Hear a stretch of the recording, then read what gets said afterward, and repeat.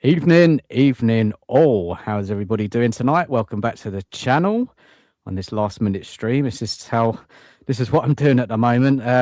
So apologies for the late notice, guys, but hopefully some people will join us throughout the night, get involved with the debate. I'm going to get the link put in the chat shortly as well. So if anybody wants to join in the discussion, not going to have, maybe I'll have up to about 6 on. And then, if someone drops off, then someone can drop back on. I don't want too many on. I want to make sure everybody can get their say. But big up to everyone. Smash the like button, subscribe if you're new to the channel. We'll get Cookie's link up soon as well. And if anybody watches this back on playback, please smash the like button and leave any comments or around the discussion tonight. So thank you so much. Cookie, how you doing, buddy? How are you? All right, mate. Thanks for having me on, Dan. Appreciate it as always. I know, like you say, late notice stream, but it don't matter, man. The fans will come rolling in to hear the truth of what's going on at Tottenham Hotspur FC, I'm sure, tonight. So, cheers for having me on, Dan. Appreciate it. Big up, Scotty. How are you guys? Hey, somebody's vacuuming in the background, so if it's too loud, I'll keep myself muted when I'm not talking, but if it's coming through, let me know, and I'll sort it out. But doing well here. Always an interesting day with Spurs, right? Even when we're making the big signings. Still lots of rumbles going on in the WhatsApp groups, on YouTube, in Twitter or X, whatever it calls. It seems like no matter what we do, there's always something for us to talk about. So always happy to be here with you two guys, and happy to see anyone who shows up in the chat or joins us as well. Yeah, everyone's welcome. All opinions are welcome tonight. It makes the shows more interesting, different point of views, and we all look at things slightly differently. And it's been a massive week at the club. Look, before we get into it, let's go to the chat and see if anyone's joined us. Cookie says, "Smash the like button, people." Cheers, Cookie. And Nigel's entered the chat as well. Big up Dan, Cookie, and Scott. Big up chat. Just got into bed, but listening.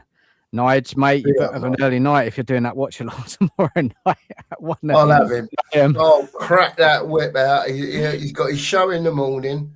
Then tomorrow night it'll be crack. Come on, you up, and then I'll make sure he does a breakfast show Monday morning as well. I'm gonna crack the whipper on him. You must. Look, I might even be joining you lads tomorrow night because everyone will be tucked up in bed in my house, so I'll probably join a watch along, mate. For it, massive game. Yeah, that should be great. It should be great, shouldn't it? So I'll let you know, Cookie, tomorrow, mate. If I can do it, but should be all right. Should be all right. Yeah. Let's hope it's better than the Ghana and the who did you play last time? I can't even remember now. Congo, DR Congo. Yeah, let's hope it's better than those games, because you guys will be fast asleep if that's what we get. If we get that level again, you guys will be fast asleep there. I'll have to hop on just to keep you going, because it's at a really good time for me. So what time's it on for you, Scott? What time? I think it's 6 o'clock, right? It's 1 o'clock in the morning for you. Yeah.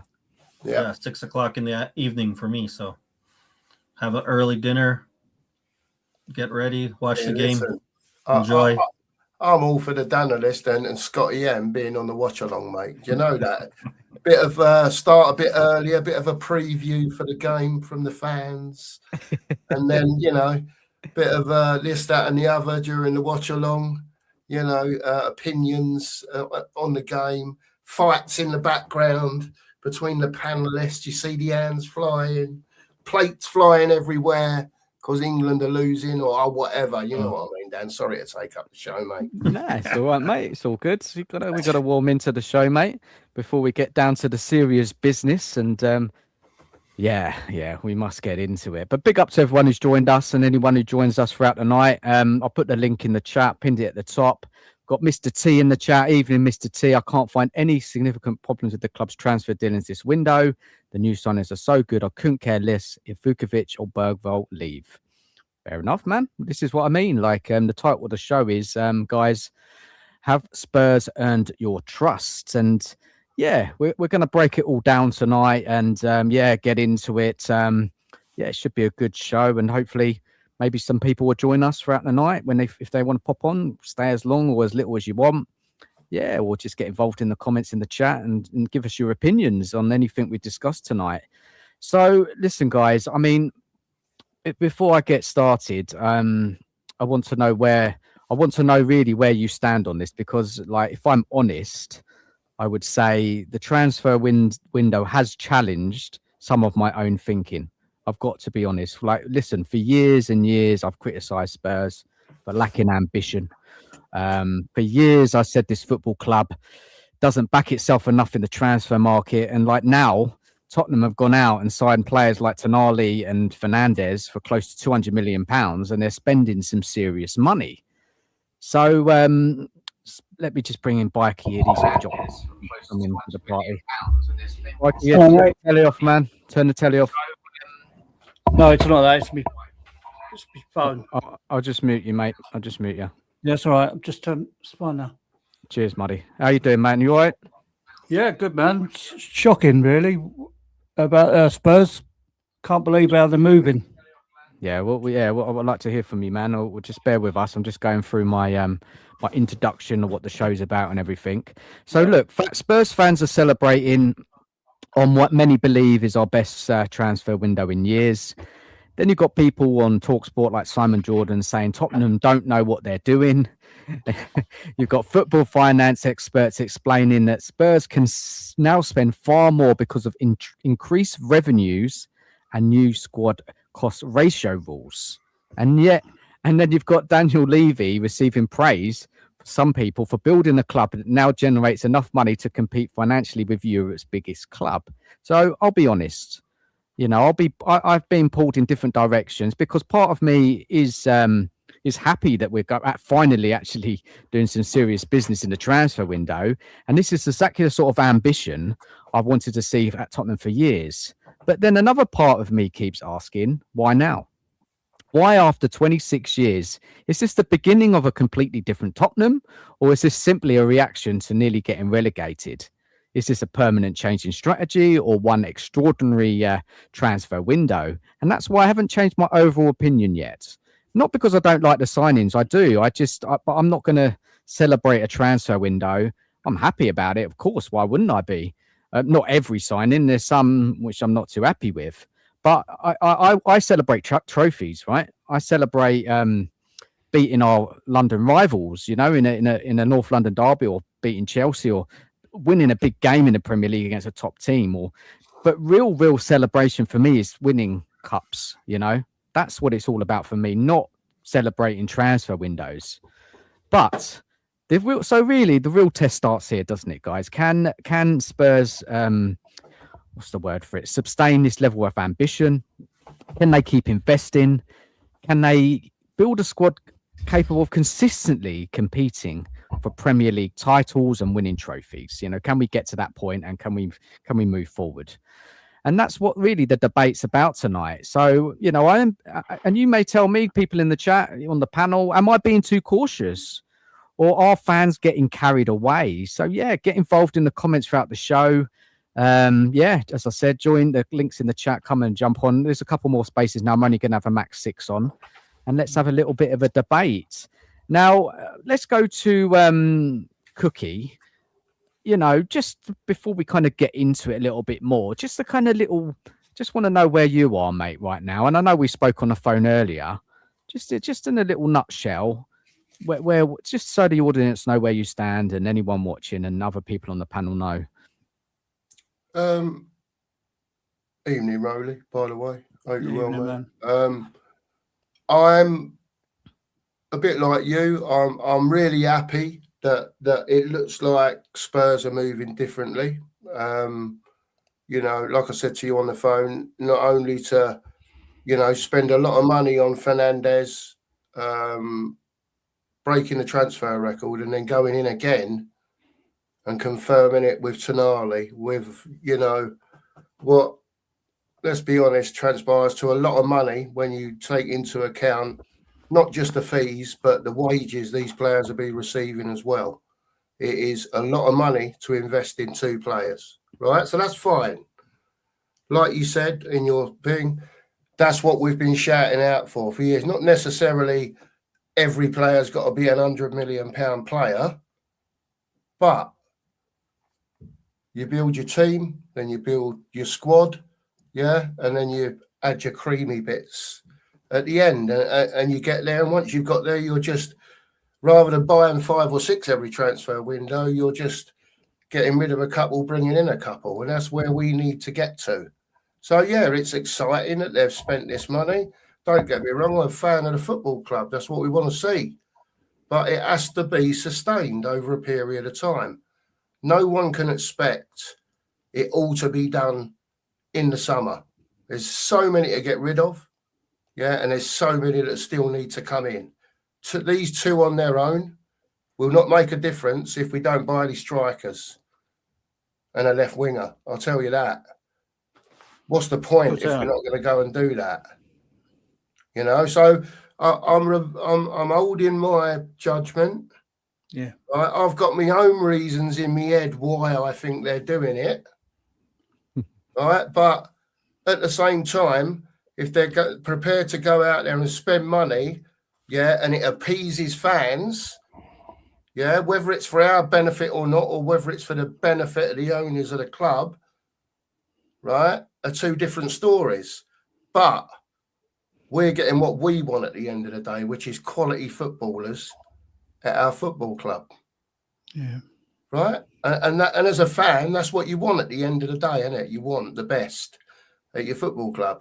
We might not be buying the best at the moment, but if they carry on doing what they're doing, if they carry on identifying, yeah, where they need players, where they need backup players to those players, and we can actually build a squad that the level don't drop off a cliff either, by the way, when I say that, you know, you hardly notice it. That's where you need to get to. Right? 1 game a week next year, who knows? I'm saying, like, as long as we finish mid-table, anything above that is a bonus. We ain't bought no forwards yet. That's the thing, isn't it? That's Okay. where I am with it, mate. Cookie, yeah, great stuff, man. Great stuff, and I'm sure you will, give us a little bit more information throughout the evening of what you really think as well, which I know, but I'll let you share it to people in the show a bit later. Scott, how you feeling? Yeah, I mean, much like you, much like Cookie, I'll expand a little more for me is that I think what we've seen is some good first steps, which is what we need to see. We needed those first steps to start to have some sort of belief, whether that's full-on belief as the people who, like Ozzy Ange, who have us ready to win the league for the next 10 years going forward in the chat. Great to have them here. Or some people that aren't quite as confident. So I think what a lot of the struggle that I see around the community is that there's lots of us, and I would say Dan, Cookie, and Rolly. I'm not including you from here. I know these guys are kind of along the same line as me. We are happy that we've seen these signings, but we want more. That doesn't mean like we expect to have 11 world-class players in here. Doesn't mean that we expect that we have to, as Cookie said, we can't do it all in one window. But this is a good first step, and it's fine for us to be happy with that, but still want to see more and still take a cautious approach. And I think that's what comes off sometimes. People think that that's a negative approach, and it's nowhere near negative. It's just this is where we are as a club. And one of the problems is one of the reasons why we can't do it all in one window is because of how poorly neglected we've been. And not just neglected by Levy, we can get into that, not just neglected by Joe Lewis, but the current owners we have now neglected us in January. They were part of the run. They were part of the organization last summer. I know Levy was still here, but they had a lot more say than they normally do. One of the things that I'd point out, this is just an example. How much better would we be looking right now if we had bought Lookman, for example, in January when we needed him, right? That's not on Levy, that's not Levy stopping us from doing it. That's the current people that we have in charge. So there's still concerning signs there. But that doesn't take away from the fact I think Tonali's an excellent signing. I think Fernandez is an excellent signing. Those are the exact kind of signings that I think everybody here do want. All 4 of us want, right? That doesn't necessarily mean that we have a better midfield than Arsenal, but we at least have a midfield now that can compete with Arsenal, that can compete with City. Might not be right up there, but it's pretty darn close. I think our center backs, I think Van de Ven, Senesi, and why can't I think of Van Heck. Van Hecke, thank you. Those 3, again, are they Saliba and Gabriel? Maybe not, but they're pretty darn close. They get us in that realm, right? They get us in that conversation, and that's what we need. And we just need to see some more of it. And what I have said all along is my one concern is this sure looks a lot like summers that we've seen in the past, where we were happy that we signed Kudos, we were happy that we were signed Polina, we were happy that we signed Simmons, but we knew that there was more that needed to happen, and we didn't see that happen after it, right? And that's why it's so important. And there's things I think can happen this summer, getting in proper DOF, getting in proper football structure, that means that we think that once we're done spending 400 million, because we're not spending 400 million every summer, that we'll still be able to continue on. So hopefully that's not too much and hopefully not too repeated, but that's where I think I am. I'm happy of what I've seen. I'm not yet able to say that I'm excited for where we're going forward until I see a few more things happen. Fair enough. Very good. Very good, Scott. Yeah. Cheers. Thank you very much. And Rowley. Yes, mate. You're kind of just before we get into it, your take. I just think we've shocked the other football teams, haven't we? Other supporters, because they're looking at us going, "This ain't Tottenham Hotspur. What's going on?" You know, they're looking at us thinking they've woken up at last. They've actually woken up. They need players, and they need to break their transfer budgets and wage budgets, and start signing some quality players. And that's what we're doing at the moment. And long may it last. Tottenham Hotspur need players, 11 players that are quality on the pitch. At the moment, we haven't got that. But they're making tracks, aren't they? They're actually looking, and they're looking at good players at the moment. You know, in Sabinos, they're looking at Gakpo's, they're looking at Leao's. It's fantastic. You know, what Tottenham Hotspur have we ever seen do this? It's amazing. It's certainly not under Levy. We didn't get this, did we? Do you know what I mean? It's like they're waking up. They've had the fright of their lives, haven't they? Literally had the fright of their lives. And this is what's happening with them. You know, if we went down to the Championship, we wouldn't be losing 100, it'd be billions, because the actual price of the football club would just plummet, wouldn't it? They wouldn't be worth their £4 billion or £5 billion, would they? No, it Do you know what I mean? So they have to stay in the Premiership, and it's fripped the life out of them. And this is what they needed. You know, there's all this rubbish, delegation and all that. That's just, I mean, what good would it do with us going down? What good would it do? You know, dear. Delegation, it didn't happen, did it? So, yeah, no, it didn't happen. No. We didn't get relegated. No, but this is the thing. I mean, you've got supporters thinking, you know. Look, Rowley, I get where Stell was coming from with that, is that this club needed a massive wake-up call, you know, and he felt that if the club got relegated, it hit him in the pocket, and it would get them to completely restructure how they run. Because to get relegated with the amount of money this club spends, the size of the club, wow, that would have been massive, wouldn't it? You know, and you saw last season, all the rival fans, basically most teams in the Premier League wanted Spurs to go down. They could not wait for Spurs to go down. They were enjoying themselves. The media wanted us to go down, everyone, didn't they? Yeah, and they were, you know, they were gutted when we stayed up. Let's be honest here. So, yeah, good point, Rowley. Let's just go to the chat. I just want to say a few hellos quickly, and I can read out a couple of comments before we kind of kick on with the first section of the show. Big up to Carl. Evening to you. Evening, chaps in chat. Hope you're good. Yeah, big up, Carl. Big up to Tom as well. Good evening, Tom. Man. Hope you're good. Big up to Mark as well. Hello from Lanzarote. Oh, mate, I'm jealous. I'm jealous, mate. Honestly, how you doing, Mark, man? Been a while. He's already said hello to Aussie Ange. And Aussie says, I really want us to focus on the Carabao Cup next season. Winning that can be a catalyst for doing great things. Look, Aussie Ange, I think Spurs should put everything into cups. I do. I think rather than just, you know, I have to qualify for Champions League, must qualify for Champions League. I want us to win a trophy. Do you know what I mean? I don't want De Zerbi to rest players in them competitions, because that's the only things we can win next year. So I want them to, I'm not saying we'll win it, but I want to see De Zerbi put everything into it. Maybe you guys on the panel don't agree, but I think we must try and win it. We've got to try and do something. That's all we're in. We've got no Europe. We're not going to win the league, so we've got to try and win things that we're in. Big up to John in the chat as well. Evening, Dan, Cookie, Rowley, and Scott. How you doing, man? I also want to say hello to James as well. Big up, James. Hope you're good, man. Let me read out your comment. He says, all they're doing now is what any top club should do and what they should have done previously over the decades. Let's see if they add to the front line and what happens in next. Exactly, James. Spot on, man. That's how I think. Definitely, I agree with that one. Go on, Cookie. I will say on that, James, it's not if, mate.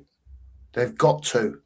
They've got to. There's no if about it. One has got to go minimum, yeah.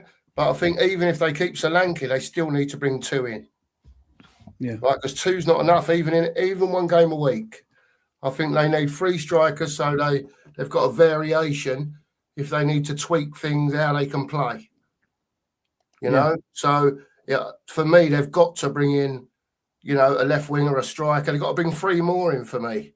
Either a left winger and 2 strikers, or a left winger, a striker, and maybe another 10 or someone that can float and do various jobs across the pitch. Something like that. I don't know. But it depends. You never know. They might go and buy another 5, James. Who knows? It's mad, isn't it? That's what I want. It's crazy. It's crazy, isn't it? Like, you know. Yeah, look, we'll get into it. Big up to Anthony. How you doing, Anthony, man? How'd your show go earlier? I hope you're good, buddy.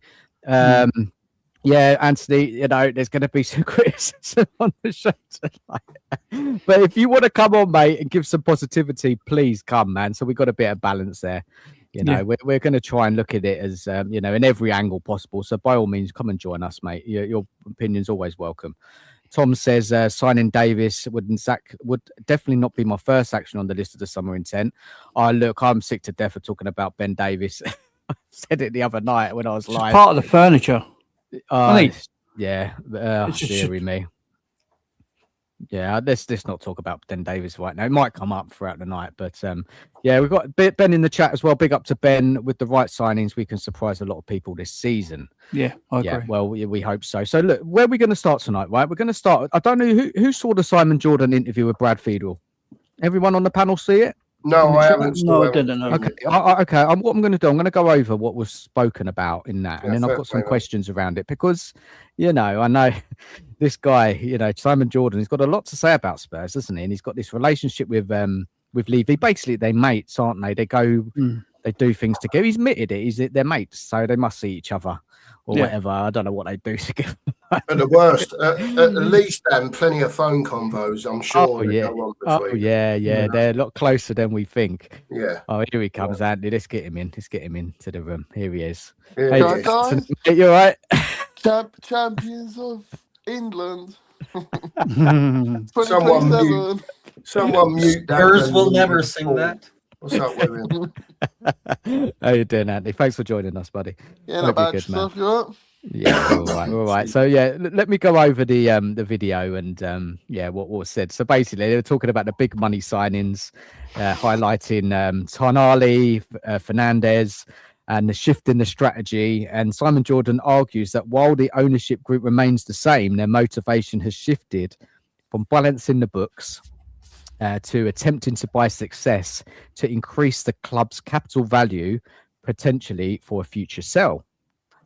Criticism of the expertise, Jordan says, and Friedel expressed that skepticism regarding the club's current football operators, questioning whether the decision makers have the necessary expertise to avoid overpaying for players and successfully manage these large investments. So they reflected on the Levy era. The panel debated whether Daniel Levy was solely responsible for the previous transfer limitations or if he was simply operating within the financial constraints provided by the owners. Friedel notes his personal experience with Levy, suggesting that if given more budget, Levy might have been capable of managing these different types of deals effectively. And just to finish it off, the conclusion from Simon Jordan remains unconvinced that this is how he described it. Daddy Warbucks approach will lead to sustained success that Spurs fans are hoping for. I mean, I thought it was a fascinating video, right? Wherever you are with it, whatever you think about Simon Jordan, Brad Friedel, who's the other bloke who's the presenter on there? What's his name? His Scottish bloke. White, isn't it? Jim Jim White. White, yeah. Jim I White, thought yeah, it was Jim a White, yeah. fascinating, and Jim White was really pushing Simon Jordan, and Simon Jordan, yeah, and I know he's rattled when he starts talking quickly. So yeah, it was an interesting one. So I've got a question for you all guys, following on from what was said. Is do you think, guys, is Simon Jordan simply refusing to admit he's underestimated Spurs? Anyone want to take that one? I'm just rolling my fag down. Hold on.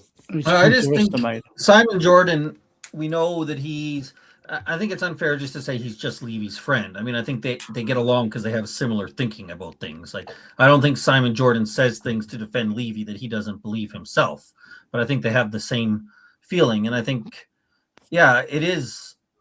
I don't think we would be making these signings if Levy were here. But at the same time, I don't think that Enoch wanted to make these signings before when Levy was here as well, right? Yeah, So I don't think it's fair to say that like this is what they'd wanted to do for 25 years and Levy was holding them back. There's no way that's true. They could have sacked him at any point to those 25 years, right? Yeah, They didn't just all of a sudden figure, hey, this Levy guy, he's not doing what we wanted. But I also think that was the approach that Levy wants. That's the way he saw football. That's the way he saw business, right? Is that he didn't see the need for these. That's not what he wants, because this is a big risk. Like, we all talk about it, and I'm not going to tick off Anthony here, but there's a chance this year we go out and do this and we finish 12th, and then we don't get Champions League money, and it's a big issue, right? That's a possibility. So Levy wouldn't want that. Levy would say it's not worth it for us to take the risk to make these moves for that to happen. Let's just make a few smaller moves. He's an accountant, wasn't he? And we can keep going. Yeah, like that was more important to him. But I also don't think that it's fair to say that that this is what Enoch had wanted to do all along, right? So I think what Simon Jordan is always going to do, he more thinks of that thinking like Levy does. What's the risk? This is a risk. Don't take any risk. 0% risk. The problem is often when you're not taking those risks that it's very hard to get the rewards, right? So I just think it's Simon Jordan showing his way of thinking is aligned with Levy, where risk is the negative. Risk is the worst thing that you can accomplish. And that's why these kind of moves would never get made with him. Okay. What thing is, no one, everyone spends money. Everyone spent money at some point. They've spent a lot of money. But the moment Tottenham do it, it's suddenly a massive deal. Everyone don't like it because Tottenham are doing it. I think lots of people complained when Chelsea did it. I've heard nothing but complaints about how Roman wrecked football, and City, when they did it, they complained. Can I just add to that? Who gives a fuck what anyone else's football team thinks? By the way, there's lots of teams out there that have been spending according to how the market is. Yeah. Right? Spurs have spent a lot of money, right? We all know we have, but we spent it badly, right? Now, they're the ones that said they're coming out to show a bit of intent about the football. It's been neglected, and so on, right? They made some free signings, whatever you think about them, right? But now they've gone out and within 48 hours, absolutely obliterated the transfer record, right? So what I'm saying is, to that point, brilliant. Yeah? I'm up for it. Yeah, what they've done so far, I'm up for it. I don't think it's all positive, right? I think there's some things that could have been different, but overall, and especially with the last two, brilliant. But we've got to get a left winger and a couple of strikers or a 10. We've got to do something, because they're not going to buy another 6 or 7 players. I don't think, anyway. You know, Kudos is coming down from coming back. There's no cover behind him at the moment, right? Not unless you're taking that level down again. Yeah.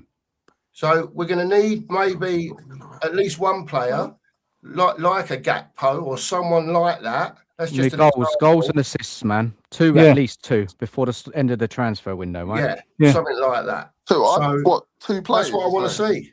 At least 2 more, I think. Oh, I'd say 3. I mean, that is hopeful, but striker, why not? left wing, and I still think we need another number 10, because we don't know what's happening with Madison. Yeah. Okay, before we go back into that a little bit, let me ask another question about that interview. Do you think Simon Jordan's asking sensible questions everybody else is ignoring in what he said in his video about, that do these people running the football side, Lange, Vinay, Was it? know what they're doing? Is it what you're saying, Tom? Was it Enoch that was holding Levy back, holding the purse strings, and saying, "Well, you can't spend this money"? Is that what you're saying? They were just using him as a mouthpiece, sort of thing, and he took the brunt of everything. No, I think he's saying these are not the right moves Tom to be in the making. chat, Like these are not the right kind of moves that you're making. And if that's what you said, then are these people the right people to be making those decisions? 100%. This is what he's questioning, isn't it? But it was down to Levy to get the staff in, to get the good players and the right scouts and everything, wasn't it? It was down to Levy alone, really. Nothing to do with the owners. The owners put the money up front, didn't they? But what I'm saying, Rowley, is Simon Jordan is asking questions about this change, right? And what I'm noticing across the fan base, I think majority, correct me if I'm wrong, but suddenly we've all that conversation around Lange, Vinay, do they know what they're doing, has kind of gone. That conversation's finished. No, not from me, it ain't, because I want to know who's identifying the players. No one's. I don't think it's Lange. I think it's there's a bloke from Man City they've got in it, like Mo Wilson. I think he's doing it. I think he's the negotiator, and he's not the picker. He's the one to tie up the financial details of deals. He's not he's not the one going out picking and choosing the players, is he? I don't that's think. Probably Vinay then. I don't think Lange is anywhere near it. Then my point would be, if he's not anywhere near it, then why is he still at the club? And if he's not anywhere near it, why do we not have somebody who should be? Is to bring younger players into the club, Scott. Yeah? I'll tell you why. This is because to bring younger players into the club, like a Vuskovic, like a Bergvall. I don't know about Archie Gray because he was 40 million quid, but to bring those 10 million pound-ish players in, yeah, and hopefully sell them on like they have done if they're not good enough for that manager at the time. That's what he's doing. Lange never did anything decent for us in the transfer market. I don't think he's going to suddenly wake up and be like, "Oh, we need this player, we need that," and suddenly pick out excellent players. I just don't think he's doing anything. Who's doing it then? Who's recruiting the players, guys? Who's recruiting the Tonales and things like that? What's that, Rowley? I think who's recruiting Tonali? Yes, this is what I'm saying. I think Vinay is involved in it. I do think Vinay, but I don't think Lange is. No, I don't know. Well, I think what you can see is one of the reasons why we signed Robertson was because we were already planned to. So I think some of our moves were made by. Don't get involved in a Robertson debate tonight. We can get into that. That's the second part, Anthony. What I'm saying is one of the reasons why we signed Senesi, we signed Robertson. Those guys were planned. That was Lang because it was before, right? We were going to sign Robertson in January, except Kirk has got hurt in Liverpool. So those moves were signed by Lang still, I think. I don't know how we can say any different. Mm-hmm. I think Van Hecke came in because of De Zerbi. That makes sense. I think Tonali and Fernandez, partly De Zerbi. But again, when I'm going to say these are easy decisions and people are going to get upset, but those are big moves. We know that we want Tonali, right? I don't need to have 30 years in the football world evaluating players to say Tonali's a good player. Right. So I think these moves right now, we can make those moves. The problem we're going to run into that I'll keep saying is when we don't have 400 million to spend, who's going to be making that decision? De Zerbi doesn't have time. He can't be the man who's doing all the scouting for us, right? Lang doesn't have the ability. Vinay doesn't have the ability. Rafi Morrison doesn't have the ability. You need somebody who has that ability. Rob McKenzie has been a terrible. It can only be De Zerbi then, can't it? Can only be De Zerbi. It can only be De Zerbi. But it can only be him now. It ain't Vinay, is it? Let's be honest. Come on. But if it doesn't work with De Zerbi, they're going to have to get a DOM in, aren't they? The director of he can't be our DOF. De Zerbi can't be the DOF. No. But what I'm saying, if it goes tits up with De Zerbi and giving De Zerbi all the they're saying you run the show, De Zerbi, yeah, and if it goes tits up, they're going to have to get a director of football in. that matches what De Zerbi wants to do, Yeah. so De Zerbi can do what he needs to do so much on tactics, training, Yep. whatever, and the DOF can go and get on with it. I have no problem if De Zerbi saying this is the profile of player. He can run that part of it, but he can't be the man who determines that, coaches the players, identifies the players. Do you know what I mean? It's too much. Well, he knows what he wants, doesn't he? He knows the players he wants. And I think we might be able to get by this summer with it because we have such big glaring needs. Yes. Like, you know, we're bringing, again, Tonali and Fernandez. That's not difficult to say. Those are the players we want. We want that quality. But once we start to figure out, you know, Anthony's favorite player, Andy Robertson, is he good enough at left back? And we have to go out and find a left back to bring in. Stop. My left back. Left back in the changing Him and rooms. Davies can play for you. We'll play. We'll go to Emirates next season. We'll have Robertson at left back, Davies at left center back, just for you, and we'll see how we end up I doing didn't say walking out of Davis, there. did I? I didn't say, but you know what? I'm not a new Doggy fan, so I'll have Robertson over Doggy any day. But it's going to be interesting, though, isn't it, Anthony? Because obviously, you know, we don't rate him. You think he's decent still. And we'll see what happens, really. And what will happen is, well, obviously, when Spurs start playing in games and we win, lose, whatever, we'll be checking his performance out, and I'm sure we'll be arguing over how well he played, and if he was the problem why we lost the game, or you'll have egg on your face, mate. You're going to get egg on your face. I've seen it's 50-50 of Robertson. So I've seen a lot of Spurs fans say he's a good signing. I've also heard Spurs fans say he's not a good signing. But don't worry, mate. I'll be every performance I'll be like in the group. Told you, Dan. Told you. Don't worry about that, mate. I know you will. I know you will. It's all fun and games. If he was that good, Liverpool wouldn't have got rid of him, mate. But you know, no. They're starting a new chapter. They've got Kirkles now.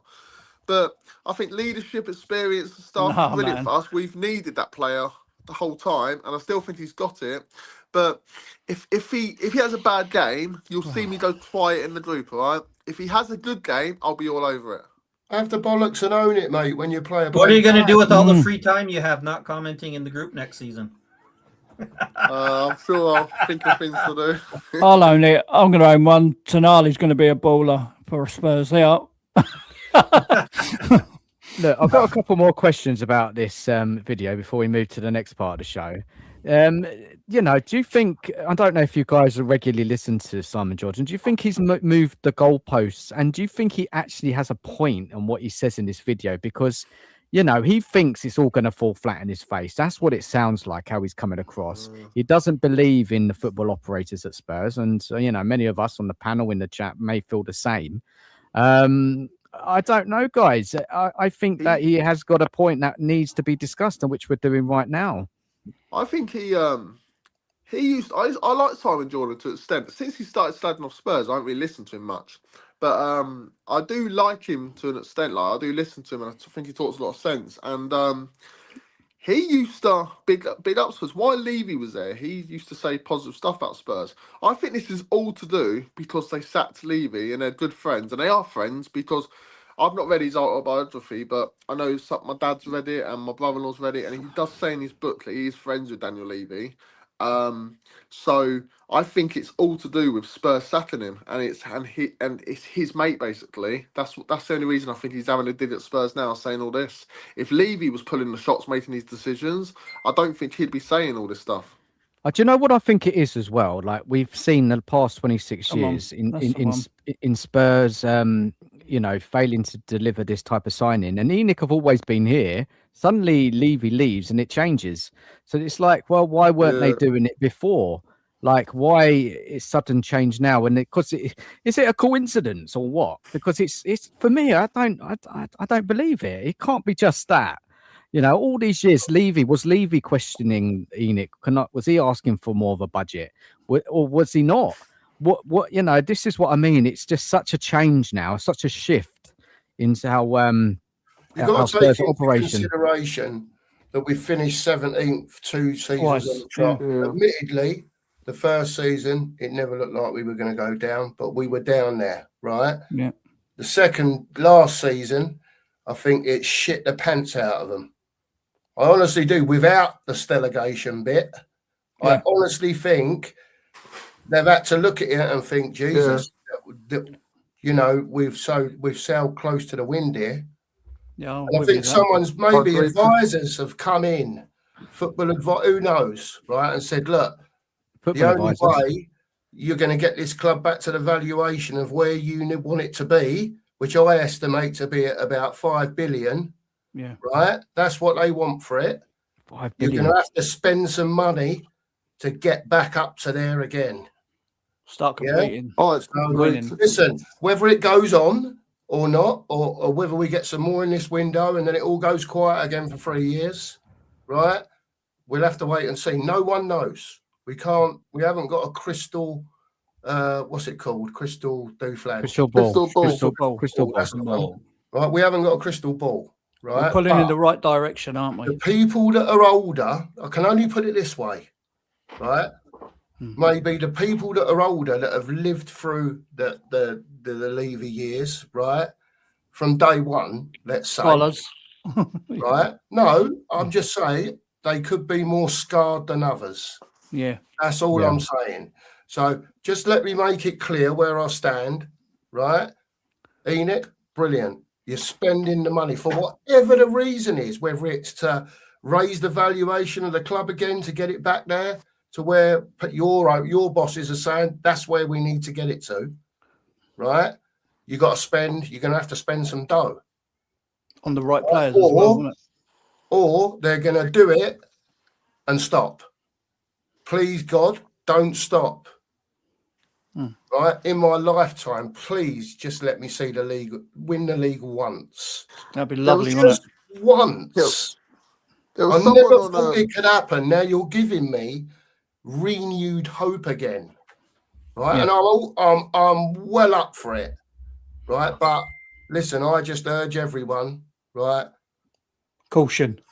just a bit of caution. Be happy about what's going on. There's nothing wrong with that, right? But I'll caveat it with, if it did stop, don't be surprised. That's all I can say. Good points, Cookie. I like what you said there. Very well said. And just to finish off quickly, do you think Simon Jordan has judged this too early, or is that a phone going off? Or are Spurs fans celebrating too early? Oh, Spurs fans celebrating too early, 100%.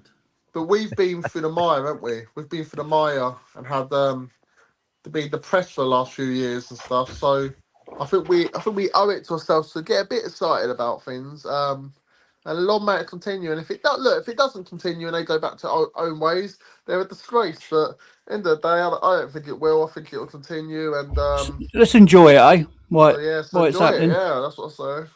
Yeah, we don't enjoy much things, do we, as Spurs fans? So no, we've not had much so far. Only European champions. That's all. I'm just surprised. No, I'm not surprised. I understand the fan base are so happy and celebrating bombers and everything like that. It's crazy stuff. We haven't seen it before.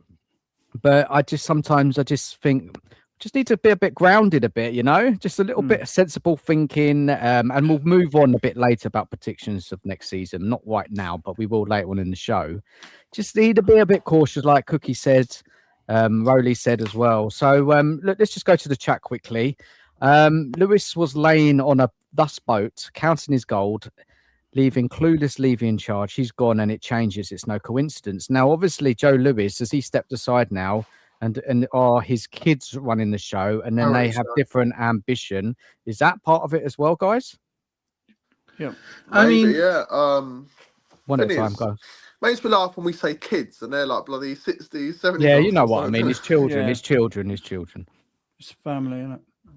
Yeah. The one thing I struggle with this thought is we've seen that Joe Lewis was never really heavily involved in Spurs, right? How many times did we see him it's not like he was always at the stadium, a huge fan, like he really cared about Spurs.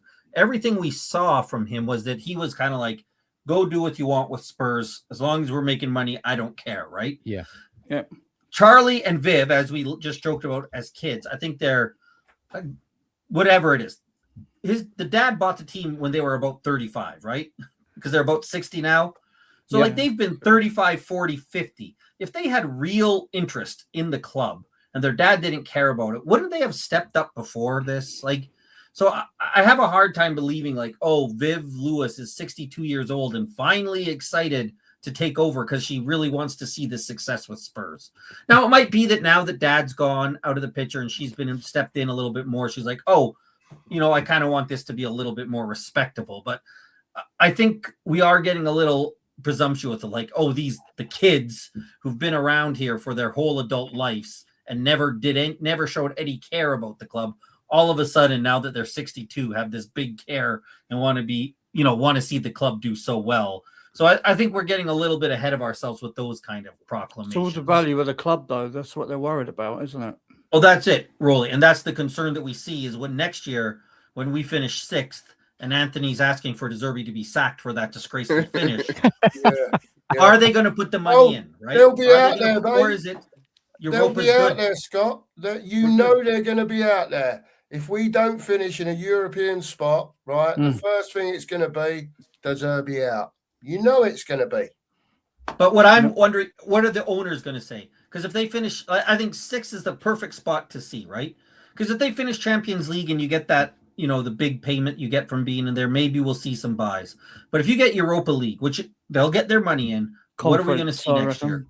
Does that mean spending over back to, okay, we'll bring in a left back, we'll bring in somebody, the left back from Brentford. He'll come in and we'll buy him. And there we go. And we'll bring in 20-year-old right winger from Sunderland. Right? Are we going to be back to that? And then it'll show us again that this isn't a big change in direction of the club. This is a problem where they just got scared by 17th. Once that risk of 17th is gone, then they lose their interest. And that's what we have to find out. And we can't know that until next season, right? Yeah. But what does scare me about it, like I said, we say they got scared of 17th. Well, they should have been scared in January because there were lots of fans who were scared in January. Yeah, and they decided not to do anything then. That wasn't a concern. Oh, so it's a shambles. I'm a little bit worried if we're saying that they're concerned long term, that this isn't like, Rolly's saying like they want the money. They're scared about losing the money. Well, when they get back up to 6th, the scared of the money is gone. The fear of losing value is gone. One thing I will say, though, that is encouraging, because I don't want people like David Clark to think I'm on a downer over it, David. I'm just very cautious about it. How many times have you seen it? We've seen it all, haven't we? You know what I mean? So look, I'm not saying we haven't had good times. There was good times with Poch, but again, they never backed him correctly. And we should have won one of those leagues, and we should have won the Champions League. Right? But it never happened. Properly. We never got there. Right? I don't want them to do half a job again. Yeah, I want them to get the right people, like Scott says, in place. Yeah, above, wherever it is, the right director of football that will align with what De Zerbi wants. That's what I think they're talking about when they're giving De Zerbi the reins as such. Right? I think they will get someone in, but it's got to be someone with aligns with what De Zerbi is thinking in a footballer. So his DOF can come to him at times and say, look, I know you want this profile. I've come up with this.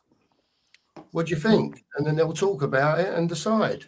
But and you know what happens too, Cookie, when that happens? I'm going to use him as an example. Dougie Freeman, right? You bring in Dougie Freeman. We don't talk about Viv and Charlie.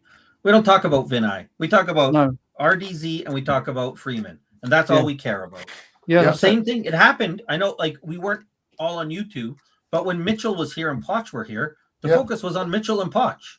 Yeah. When I can't think of his name. Who's the guy? Arnson, the guy that Frank Arneson. When he was here, that's who was focused on, right? We focused on them. It's when you start to see Levy go in and disrupt those guys. And when Mitchell said he made my dream job into a nightmare, that's when you start to focus on the owners. And I think everybody, like Anthony probably doesn't want to talk about the owners, right? He doesn't care. He wants to talk about football. He's a positive fan. We don't want to talk about the owners. We're the negative fans. At the end of the day, all we want to see is results on the pitch. The football people. Yeah. All we want to see is results on the pitch and success. That's all we care about. As football Look, fans. David in the We've got chat. I know, dreams. David in the chat thinks we're being very negative. What we're doing, David, we're just having discussion around what's going on, and we're I all don't kind even of. see how it's negative. Man. We're just trying to. We'll get to some other segments in the show about the club and everything, but we're just questioning things, and we're as a fan, we're in our rights to do that, and challenge the we all want the narrative. best for a club, Yeah. Dan. That's I think if we were saying, Boils look, next year we're headed for relegation, that's negative, right? That's negative Yeah. talk. Yeah, Saying that we might be 6th or 8th, that's not negative. crazy writing that. And I forgot to add on to the end what I started off talking about, Dan, is it's not as if like there's no really strong rumours or links to other players that could possibly be coming in as well, whether they've been worked on before and they're sort of sitting there waiting and Tottenham are looking for something a bit better. Yeah, stuff like that. I don't think it's the end at all. You might not break the transfer record again, you might, but I don't think you will. But Thing is, though, there's money there to spend. That's all I'm saying. You know, the money is there to spend. Like Scott says, it might not always be there. So if I'm De Zerbi, I'm spending it. You know, if they're 250, go and spend the 250. Yeah, I agree, Cookie man. the thing is, though, Anthony, go on. sorry, Dan. Sorry to interrupt. Sorry. It's all right. The thing is, I know. Look, at the end of the day, I know everyone's saying like, finishing 8th or whatever will be a good season or whatever and stuff. Yeah, I get what you're saying, but end of the day, all I have to do is a prime example. Yeah, Man United. I've mentioned this before. Man United. They finished 15th. They added a couple of top quality midfield players, and they finished 3rd. Yeah, this year, obviously we've got 1 game a week. They had 1 game a week. This year, Chelsea have got a new manager. Liverpool got a new manager. City have got a new manager. Now you don't know how they're going to get on. So if we add top quality forwards, then why can't we get into a European spot? Injuries. Yeah, look, let's say that if we add those forwards, what's the point of buying Tonali to put Bergvall on? Guys, let me save that bit for a bit later because I want to get to that part because I've got a bit to say about it. I've got a segment on that, I think. So let's save that discussion because that's really interesting. But I just wanted to say, and everybody else can say as well, but, you know, I want to see this kind of aggressive transfer, the way they're working in the market in future windows. And if I can see that in multiple windows, I'm not expecting to sign £100 million players every window, unless there is such a key target, which is going to improve the first team. Yes, well, you have to do it. But, you know, like this window, we're signing up to, 200 million. I don't expect that every window. I think we've got to improve this squad so much that it's a necessity to do it. Right. So for me to be proved that ENIC have truly changed, it's going to be, I need to be proved that over time. Windows. Yeah. I'm going back on 26 years of such disappointment and poor management of the club. Sorry, go on, Cookie, mate. Can I just jump in, Dan? I'll let you carry on. I just want to say to Anita, Danny is fine, by the way, just to let everyone know. He had a fit but he's fine. All right, just to let everyone know, he's all good. Spoke to him in the WhatsApp group. He's all good. So thanks for your concern, Nita. Thank you. Yeah. Cheers, Cookie. Yeah. Big up to Danny, man. I didn't know something had happened, man. I hope he's okay. Hope you're okay, mate. Yeah, he's good. He messaged us in the group. He's setting up a new show that he's excited for next week. Okay. He's cool. All right. Big up to Danny. I hope he's all right. I'm sure it sounds like he's okay. Look, let's move this along. All right. Let's move this along. Let's go on to talk about the money. Yeah, the money. Have Spurs overpaid? Does it matter? Is Tonali worth over 90 million? Is Fernandes worth 85 million? Would you rather overpay for the right player than save money on the wrong one? Let's just kick that off. Anybody can go first. I was going to say Tonali. I think he's worth 100 million. I think in today's market, Anderson, look at the players going for that money. Anderson's done for 116 million. I don't think he's worth that. But Newcastle fans said we have overpaid on Tonali, but they weren't saying that a couple of years ago when he was performing for them. But Fernandes, I think that was at the time when they quoted 85 mil, I was a bit like, really? I was like, 85 mil, but Yeah. it's the market nowadays. And to be honest, I couldn't give a rat's ass basically because at the end of the day, how many times have we penny pinched and stuff, messed about, not got the You know what I mean? player, and now we're spending the money. And if we've got the money and we're spending it, I just want Spurs to be successful. I just want everyone else spends money and stuff. So I don't really care, to be honest. And yeah, so that's my view on it, really. Fair enough. Anyone else? Yeah. I'll Did buy we in. overpay? Yes. Does it matter? No. Should you overpay on good players? 100%. It is what it is, isn't it? It's Premier League players, isn't it? We're going for Premier League players. They're always going to have to pay what the club will want to sell them for. You know, Newcastle rate him. He is proven. He is a top player playing in the Premier League. Yeah, I don't think he's worth that much, but that's the going rate. So you've got to pay it. Mm-hmm. But we could have messed about. Just say we didn't pay it and we're like divvying. You know, like Levy always does, divers and things. And then another player comes and takes him off us, and then we're like scratching our heads and stuff and thinking, what, you know, and then we have to move on to another target and stuff. I think it was that frustrates us every year. That same thing happens all the time. The price was what the price was because Manchester United really wanted him and they weren't prepared to pay the money, so we had to go up and above to get the player. We had to pay above what the rate was really. And the same with Fernandes, guys. The Fernandes one as well. Well, this is what I'm on about, Fernandes. My mate's a Man United fan, and he said, "Oh, I'm so glad we didn't get Fernandes, overpaid for him and stuff." And he's like, "I'm glad we got Ederson." I'm like, "Just cost 35 million." I'm like, "Yeah, but Ederson's untried in the Premier League. At least Fernandes is tried and tested in the Premier League. Ederson might turn out to be a great signing for United, but we don't know how he's going to get on over here, do you?" No, but I agree. You know what makes me laugh? Like, I think Ederson for 35 is a great signing too. They can both be good signing. Like, you know, when he says that, like, I'm glad we didn't do a good Ederson. They should want both. Like that. But I think this: if we get Europe for the next 5 years, and if we are competing deep into FA Cups and Carabao Cups, who cares? Nobody's going to care. The problem with overspending is when you spend 60 million on Solanke and still need a striker. When you spend 60 million on Richarlison and still need a striker, those are the overpayments that kill you. Yes. Like, I guess theoretically they might come in and suck, but like there's no reason to think that Tonali isn't coming in. And now Tonali and Fernandes, there are set in stone midfield right in pen every week. Mm-hmm. So I don't mind overpaying for guys that are good quality and address issues. The big overpayments, again, we signed Solanke and we wanted a number 9 right away. We didn't want him. That's what kills you. Richarlison should have been gone a long time ago. Yeah. And isn't it funny, guys, that, you know, when Tonali's moved to Spurs, suddenly he's just average. Suddenly he's average. Suddenly he's not a good player. We'll see he is next season, won't we? When the pair of them are playing together, let's also see, right, which is going to be a good measure of what Tonali brings out in Fernandes when they play together.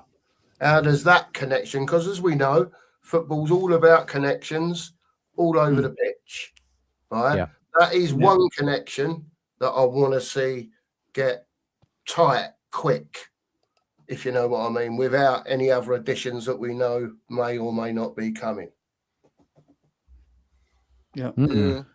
Yeah, look, guys, you know, that connection there, that combination, they're going to be the midfielders. Paulinho is not coming to the club, I saw yesterday, which I'm a little bit. I thought, you know, that's just stupid. That's just stupid. We need more midfielders, right?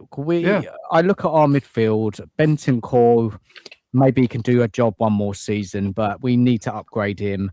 Everybody else, from Sarr to Bergvall to Gray, Basuma's gone now. Colin Gallagher's just signed, so he's not going to go anywhere.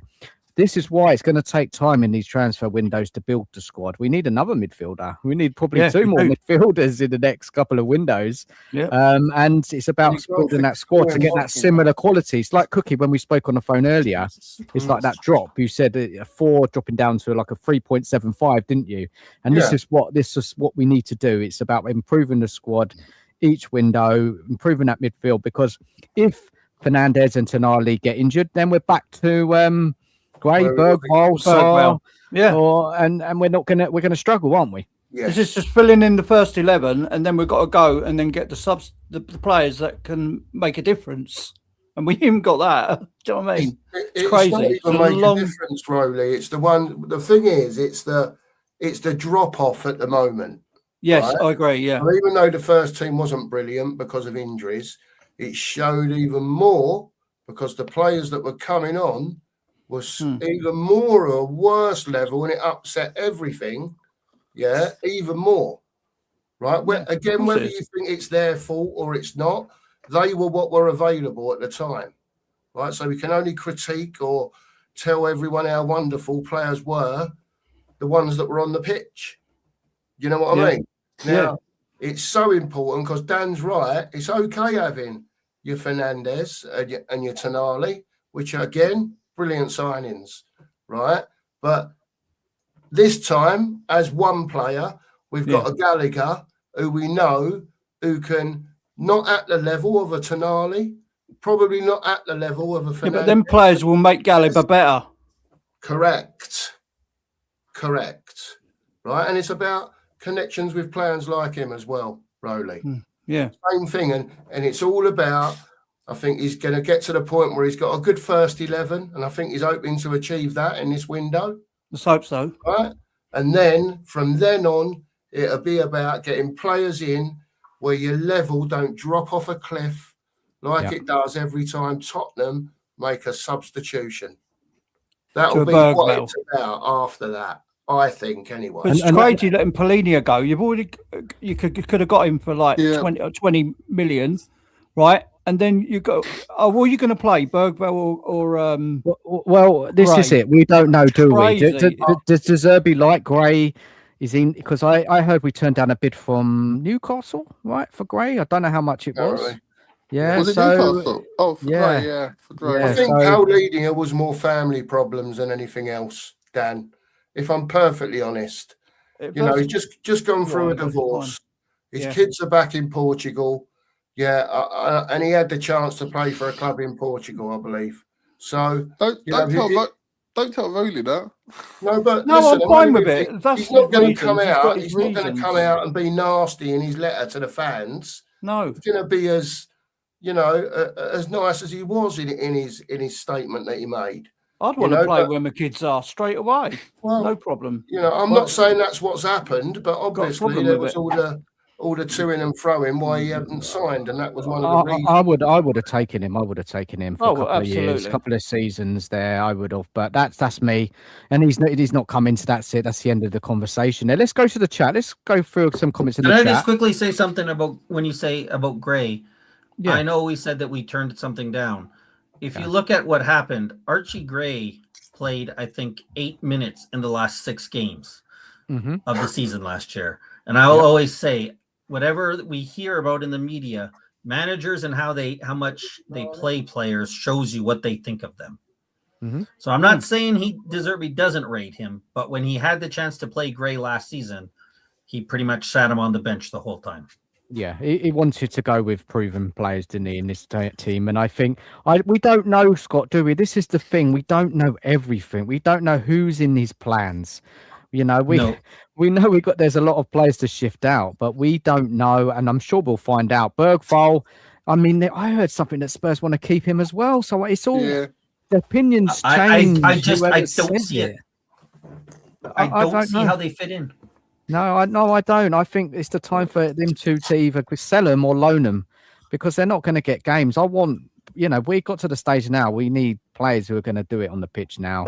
Worry about the youngsters. Once we've got a stable, well-performing team, a team what knows what our identity is, knows competing consistently every week. And then when you get to that stage and you've been doing it for a couple of years, then you start to bleed in the youngsters. That's what I think anyway. What I will say, I think you're correct, Dan. Right, but what I think is that with players like Gray and Bergwall now, right, and I'm not an advocate for keeping either of them, by the way, from what I've seen so far. But if you had a Bergwall, for argument's sake, there's nothing to say he can't change. We know he runs around like an headless chicken, But he wasn't like that when he got in the first team. He was trying to play a bit of cultured football. I'll just end it there because it's all gone tits up since then. Yeah. Right? But if you fed an Archie Gray into a midfield and said, for the last 15 minutes of a match that you're 3-0 up in or whatever, right? And went, right, I'm sending you on, son. I'm going to stick you on with Tonali and Fernandez. So you know what I want you to do, don't you? And he'll have instructed him what he wants him to do. And he'll go, yes, boss, I do. And then he'll have to go on and prove that he can do it. I mean, what a mentor for them boys, you know, having a Tonali in the team. Same for Mbappe Bergkamp. just scored. Who scored? Same thing. If they're not going to Mbappe get rid scored a penalty. just trying to give an example with it. If they're not going to get rid of them, yeah. If they're in the squad and they make a match day bench for whatever reason, for injuries, they should be able to come on for 15 minutes, and be able to take instruction from a manager, that you're going to play with two fantastic players, right? Get on there. I don't need to tell you what to do because you know that if you're going on with them, what you've got to do. You've got to be at their level. Right? Yeah. On you go, son. Show me what you got. Well, look, Fernandez is what? Same age as Gray, right? How old is Gray?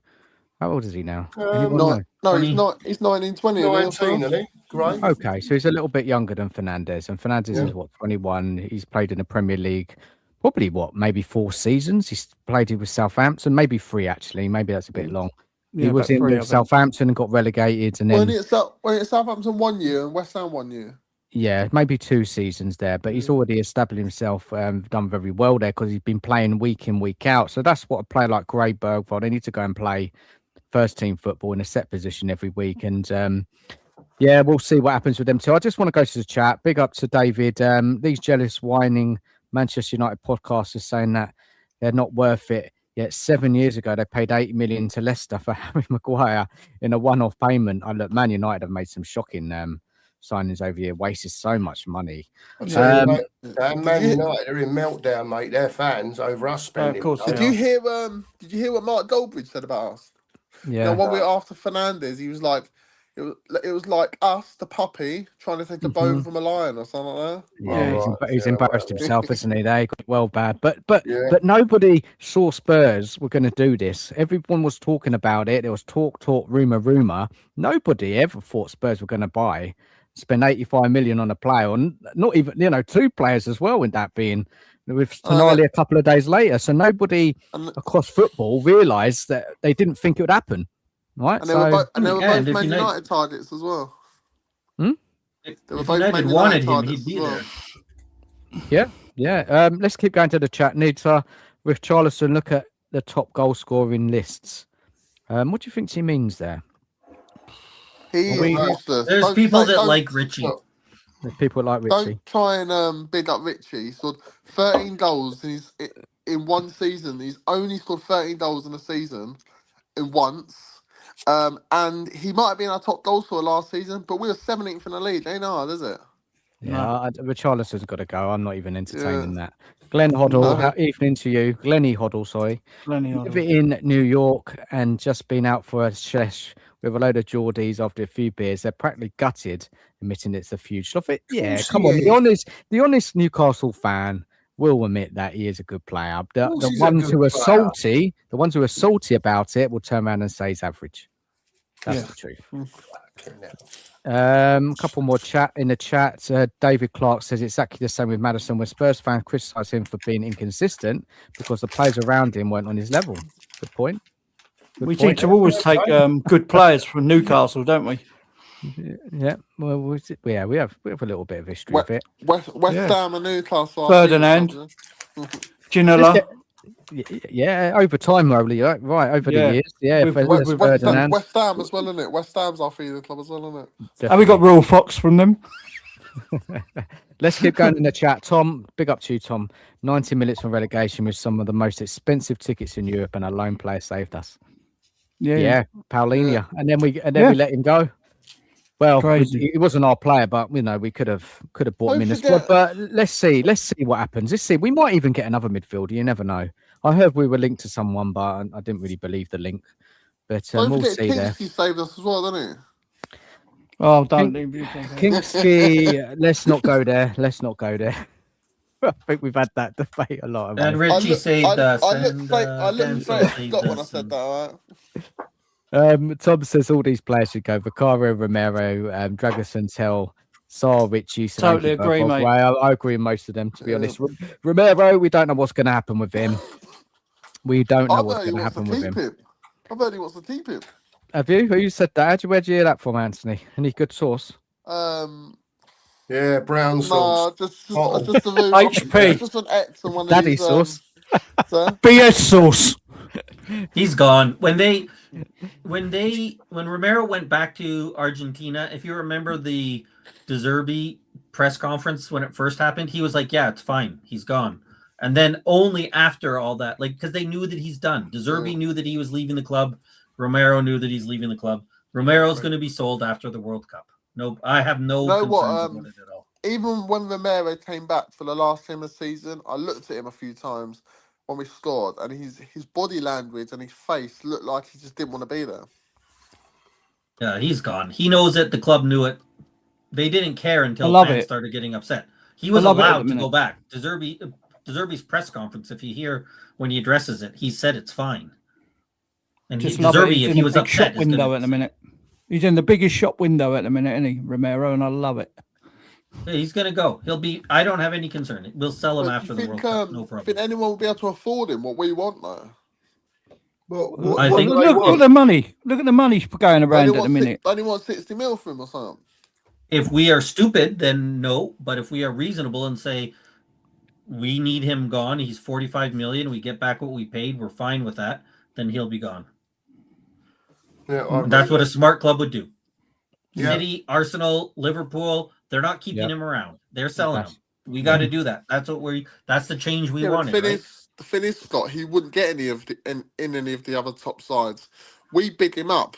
Spurs fans, they big up Romero like he's God. You know. All I will say is, if Romero's here next season, number one, what will it do if they take the captaincy off him? Right? Yeah, exactly. Yeah. And number two, what will it do if they don't take the captaincy off of him? Also, think about Tonali and Fernandes on that all that money. Is it Tonali? He's on 275,000 a week. Well, once you get to the Champions League, he gets 250. Yeah. Romero's on 200. He might be thinking to himself, "Hang on a minute, I've been here all this time. I'm but he isn't warranted that. You know, he's so inconsistent. Romero on his day can be fantastic, but he was a bit of a liability last season. He got sent off 2 games. Yeah, I don't know with him. If Romero's here next season, it's a massive fail. It is. You want him gone, Scott? Do you? You want him gone, Scott? You want Romero gone? I don't hate him as much as other people do, but after what he said, he has to go. Like he has to go. He wants to go. The club. We didn't buy Van Hecke for 52 million. Yeah. I've got a question for you, boys. I've got a question for you. Would you give the captaincy for Gallagher? No, not yet. He doesn't. He hasn't. He'd be in my consideration, but he's not earned it yet for me. Gallagher's got a lot to do. Before he's been a bit of a disappointment for me. I'll give him a bit more time, see how he gets on next season. I just want to read out Michael's comment. I would like to give Graham Bergwijn a chance under De Zerbi with better players and a more stable team. I know we say they are average, but I think youngsters need stable environment. I kind of said that a bit earlier, so maybe maybe give them a couple of seasons loan and then coming back and see if they are any good, because I have not seen enough from those 2 players. I don't totally blame them because we've been very unstable with the change of managers, change of systems. Gray's been shoved in every position, but even so, right now we need players who are going to provide on the pitch, and hence why Tonali, Fernandes is really good signings. Let's move this on, guys, because otherwise we'll get stuck in stuck.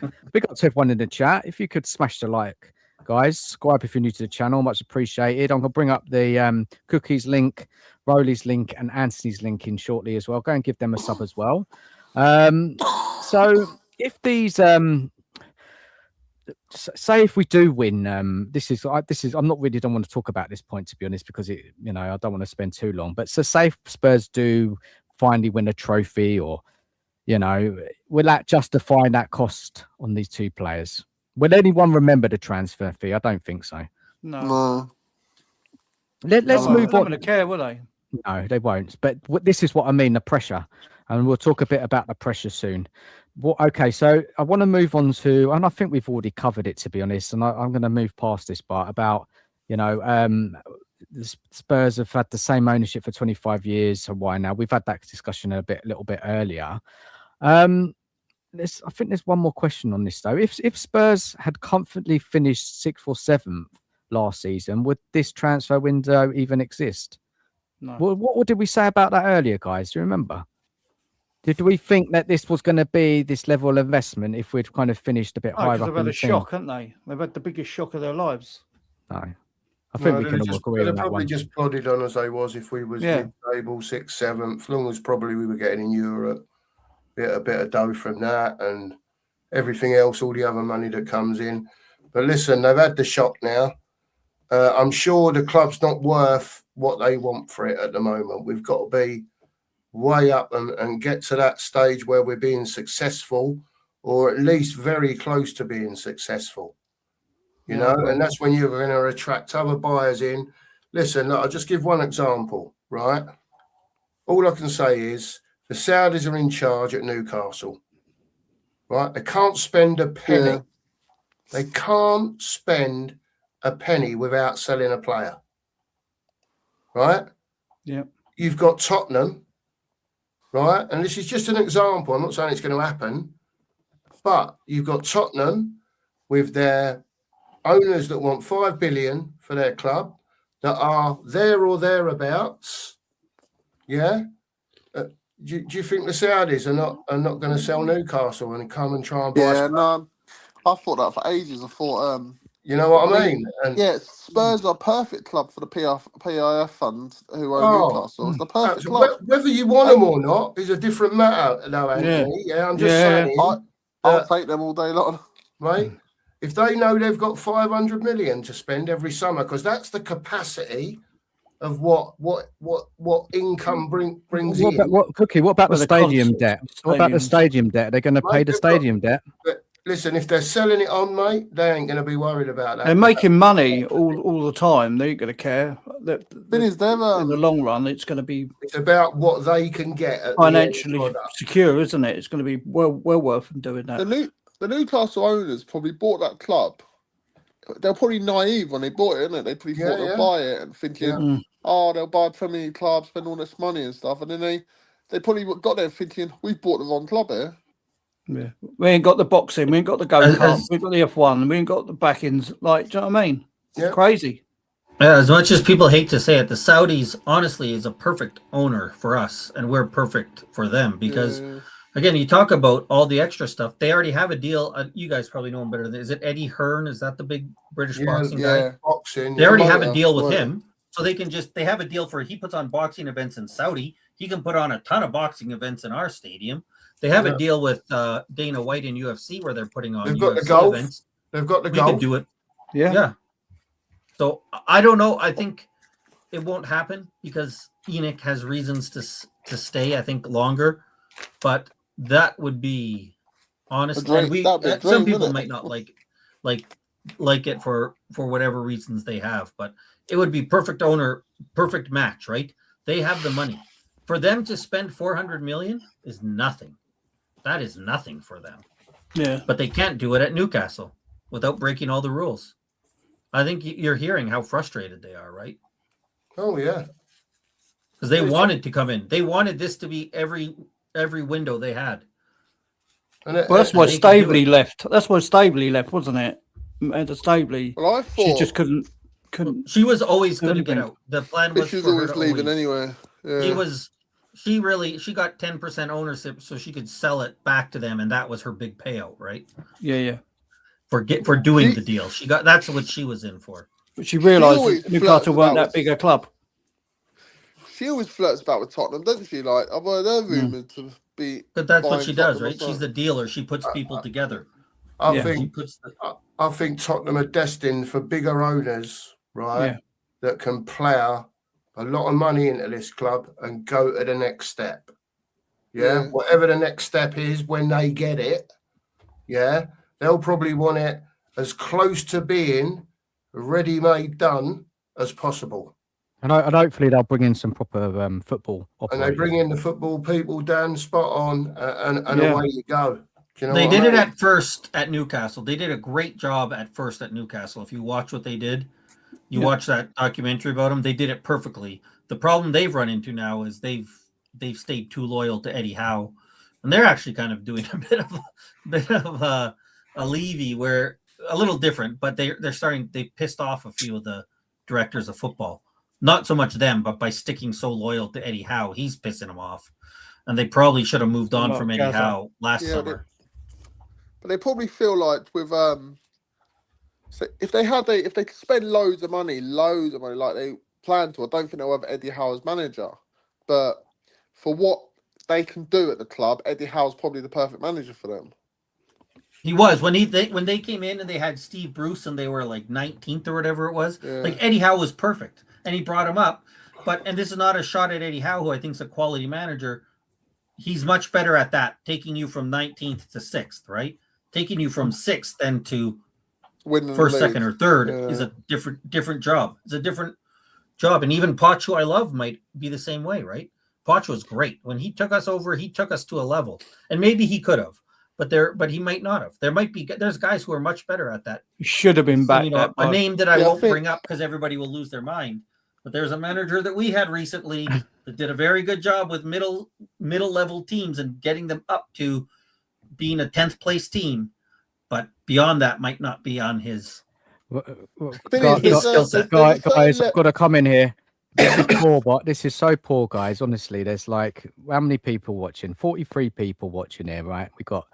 We got about 30 likes. Let's get it up. Let's get it Wow. up to 40 likes, 50 likes by the end of the night. Yeah, come on, guys.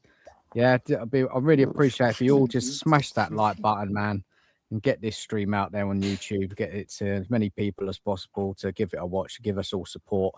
And please subscribe to my panel, the guys on the panel tonight as well, in Cookie, Anthony, and Rowley. Really appreciate it. Now, look, let's move on. Let's go to the main section of what I really wanted to talk about, where we started to touch on it earlier. The real test starts here, doesn't it, guys? It really does. And I mean, listen, I'm listening to fans, not just Spurs fans, but fans from rival clubs about. Because Spurs are spending so much money now buying these players, increasing the wage structure, there's an expectation amongst Spurs fans and fans from other clubs that it would be a failure if Spurs don't finish in the top 6 with one game a week. Now, let's break this down. Top two. Top 2 as well, Scott. We need You've top heard 2, that? or he's driving Deserby out of town right away. Not top 2. It's got to be win the league or nothing, mate. Come on, win the league or out the door. See you later. You're digging Honestly, your Dan, hole don't you think yourself top here, 6? mate. Oh, I think mate. you're being kind with top 6, Dan. I think these fans are. I think there's going to be a lot of fans disappointed with 6th. And this is my worry. Let's go to Anthony, because Anthony predicts look, his top 6. I know you did think the other top week, 6 will mate. be good. Yeah, I know. I think Yeah, but top what 6 if will we be good. don't? What are you saying? Nah, to be honest, tongue in cheek, a lot of it is. But anything's better than finishing where we were. Okay, Anthony, give your But true opinion, not your I tongue-in-cheek still- opinion. yeah, Give but us your true opinion. Come so on, we know where you stand. you're on the fence there, Anthony. I think if we get some top quality forwards in, one game a week, then I don't see why we can't finish in the top 6. Okay, and the question is, Anthony, if we don't, what are you saying then? I don't want De Zerbi sacked, because look, at the end of the day, it took Arteta a few years to build Arsenal up and get them challenging, but a part of me will be a bit disappointed, because if we're getting good quality players in, then I think if we finish 8th or 9th and stuff, I'll be a bit like, in a way, I'll be a bit like, I was expecting better. Anthony, where did we finish the last couple of seasons? I know, but we've had a poor side. We've improved the side, Dan. But we still got all these players here, mate. We still got them all United, here. I go back to United. They finished 15th last I year. think they had a bit of a better midfield than what we have, mate. Really. But now, If you- now we've got Tonali and Fernandes. We've improved our midfield. So They're still not going to score goals, are they? yes, I know, Rowley, but what I'm saying is you didn't listen to me, did you? I said if we improve the forward areas, then I don't see why I can't get finished in top six. Well, yeah, Not that's with the side we've I got. think Not if we sixth have is Richarlison possible. up front and Tell, but if we, say we get Gakpo, for Oh. example, or Mamouche, or I don't know, Troopy up front or whatever. If we get some three good forwards in, I don't see why we can't finish in top six. Is that what yeah, but people are they've saying all in got the to learn. chat? They've all got to play together, haven't they? I'd give them a season to gel, mate. Myself. Okay, Oh. just finish. We'll finish 15th then, yeah. So like that. Okay, No. I'd say about 8th. I'd be fair, conservatively. If we get any more than that, it's a bonus. Okay, first let's I think Arteta's no, not Arteta. Sorry, I've got him on the brain now. I think De Zerbi's not come to Tottenham to finish 8th. I think he's going to try and finish higher than that. I honestly believe that he has not come to Spurs to finish. I'm thinking I want to finish 8th next season. He's going to bloody want to challenge for bloody at least European football. Yeah, I better but not say the rest, otherwise people think I'm deluded. But Iriola Guys. didn't go to Liverpool to finish 8th, and neither did Maresca go to City, and neither did Alonso go to Chelsea, right? Like everybody else has good managers too. okay, but everyone else has got they're at an even playing field, aren't they? There's new managers. Iriola, you don't know how he's going to get on at Liverpool. Different, a lot of these managers go from smaller clubs to top clubs, and it don't always work out well. We don't know how Maresca is going to do at Man City. Even Alonso, I know he's managed at Bayer Leverkusen and done a very good job. Didn't do such a good job at Real Madrid. No one knows what he's going to do like at Chelsea. It pretty much the whole leagues, a lot of the leagues on an even playing field. Well, but they have better players. And we don't know what De Zerbi's going to do at Spurs, Yes, I and know, they have but better players. it doesn't always matter about the players you have. If it's all about coaching as well and the tactics and all stuff. Real Anthony, Madrid what has De Zerbi ever achieved in football? Where there's still going to be questions around him in the big, in the pressure when Spurs, has he got it in him to get a team into Europe, challenging up top, with challenging for cups? There's still question marks over De Zerbi. He hasn't achieved anything in football yet. So are you not a little bit concerned about that, or are you ignoring that? No, look, at the end of the day, you gave my prediction, what I thought my prediction was. I think top 6. But there's plenty of managers out there who you don't know how they're going to get on. Like Iriola, Liverpool's not really achieved anything to Liverpool, but it's what we can say. What we just say for Liverpool, they just only going to finish top 4 just because they're Liverpool. Yeah, you can fair to ask. I would say they might finish top 4 because the quality of their squad. Has De Zerbi ever been backed like the way is it going to be backed by Tottenham as well? No, you can ask the same questions, Anthony. You're right. You can ask exactly the same questions. Thomas Frank did well at Brentford, didn't he? What did he do at Spurs? Nothing. Yeah, but this is when we just don't know, do we? Let's go, Anthony. Cheers, Anthony, man. Thank you for your prediction and your explanations. So, yeah, I stayed calm there, didn't I? I stayed calm. Don't worry. Yeah, I stayed calm. I stuck to my point of view. Right? You may want to challenge some of the other guys on the panel with their kind of predictions. So yeah, get ready. Rowley, over to you, buddy. I know you mentioned 8th. Do you want to give us a little bit more? If we get a conference place, yeah, I'll be happy. Yeah, anything more than that in the first season is a bonus, I would say.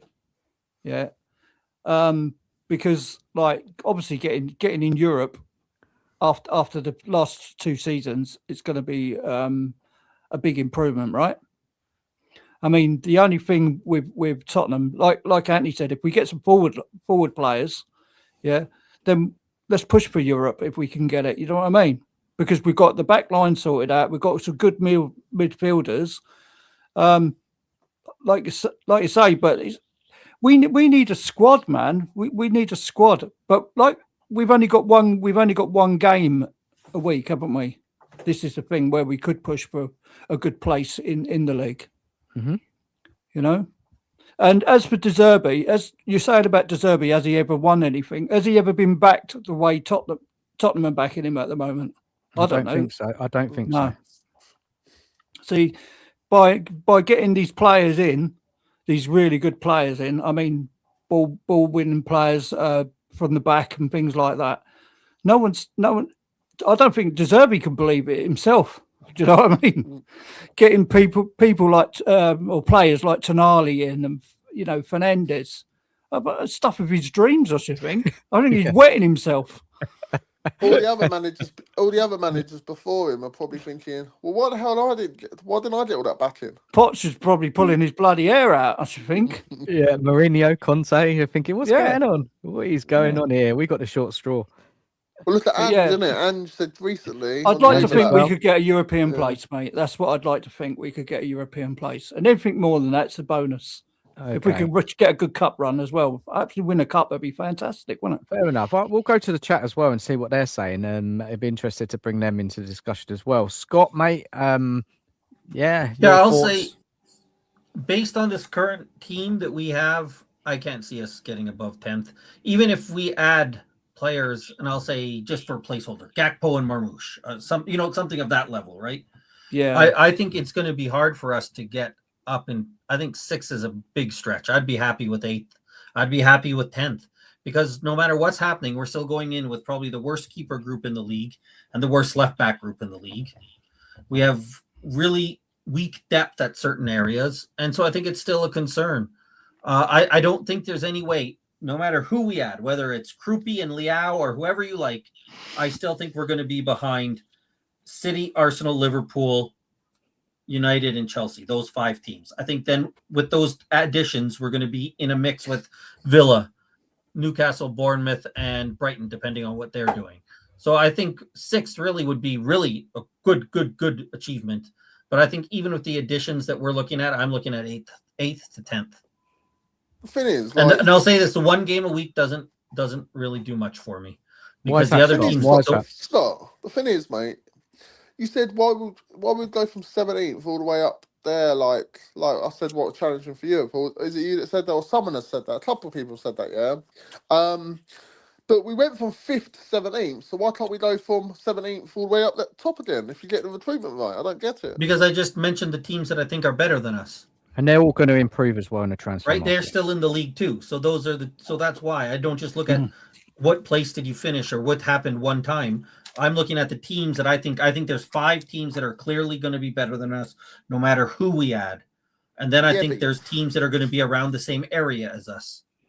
You say that, but yet there's always a few teams that underachieve every year, aren't they? They would say this team will get better, that team will get better, and then that season comes along, and that team doesn't get better, and that team don't get better, and then the next year comes along, and then we're like, oh, well, that could be team us. will come back again, and then they never. There's always a couple of teams that don't. But that could be us that doesn't get better, right? We could be one of those teams. We can't get any worse unless we're relegated. Okay, so then we said that last year. Remember when we finished 17th before? We can't get any worse, and we did it again. But we got worse, yeah. But we're not going to get worse unless we get relegated, are we? So we can only get better. But that's why, but a lot of those teams, I'm thinking we've only got one game a week at the end of the day, and I do take that into. I do think that counts a lot, having one game a week, because and I keep going back to so United had one game a week last year, yeah. They got 3rd. Couple of quality players, they got 3rd. But it How wasn't many going games that a week way. did Arsenal have that won the league? Because they're Man United. Is that it? Just because they're Man United, they got 3rd. Well, Carrick came in, didn't he? Because That they happened didn't as have well. as many holes as we did in their squad, and they addressed every issue they had in their squad. But we've addressed our midfield. We've addressed our defence. If we get, We haven't We addressed haven't addressed our midfield. No, we haven't. We haven't addressed our we've got keeper. two- We we've haven't got two- addressed our defense. We've got no, but I two. mean, in our centre midfield and stuff, we've addressed that. If we get a wide player, a number 10, I thought, three decent players, then I don't see why we can't get in the top 6, at least top 6. If they all stay fit That's all different. season. I said 6th. I said 6th is possible. Above but 6th. So you're it's going what- back and forth. That's fine. It's what Cookie said. The drop off after if we lose Tonali, the drop off to it's just stupid, isn't it? Yeah, but everyone can have injuries and stuff. I hope they've taken injuries out. Spurs, Everyone can have injuries, yes. I Yes, mean, make the fucking squad stronger then. Yes, That's exactly. what we're saying, Anthony. You But can't guys- just be pleased with 2 blokes because we spent 185 million. I know. If that's where the ceiling is with it, then we're in fucking trouble. These people have hopefully realised that they've got to spend the money to get back to where they need to get to. Right? It's no good buying what we've got now, having a left winger having a striker, and then we're That's out it. of money for this Yeah, season. what will Right? happen, guys, if we lose It's going to Kudos? take time. We're not going to Exactly. get there just like that. That's what happened. We lost First Kudos and season we were could be terrible. season. It could be squad moulding for the season.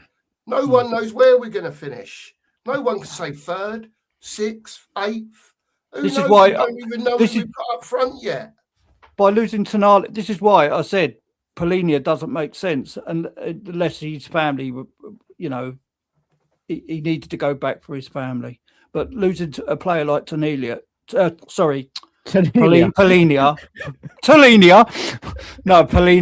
I'll take just it. didn't make sense. It didn't make sense at all. Right, guys, come on. Right, let's get this a bit serious here. Right, we say if Kudos gets another injury. Who's on the right? Who's the right winger? Say our left wing, we bring one in, he gets injured. Who's coming in? This is what I mean. Like Robertson, the doggy. God knows what that's going to look. No, that's why we're building, right? Next Yeah. season is a building year. Then the year after is the year I think we really would want to press on. And that's why I That's just what I think think. I think this kind of predictions of Spurs have to finish in the top 6 are wild, to be honest, at this Yeah, I stage.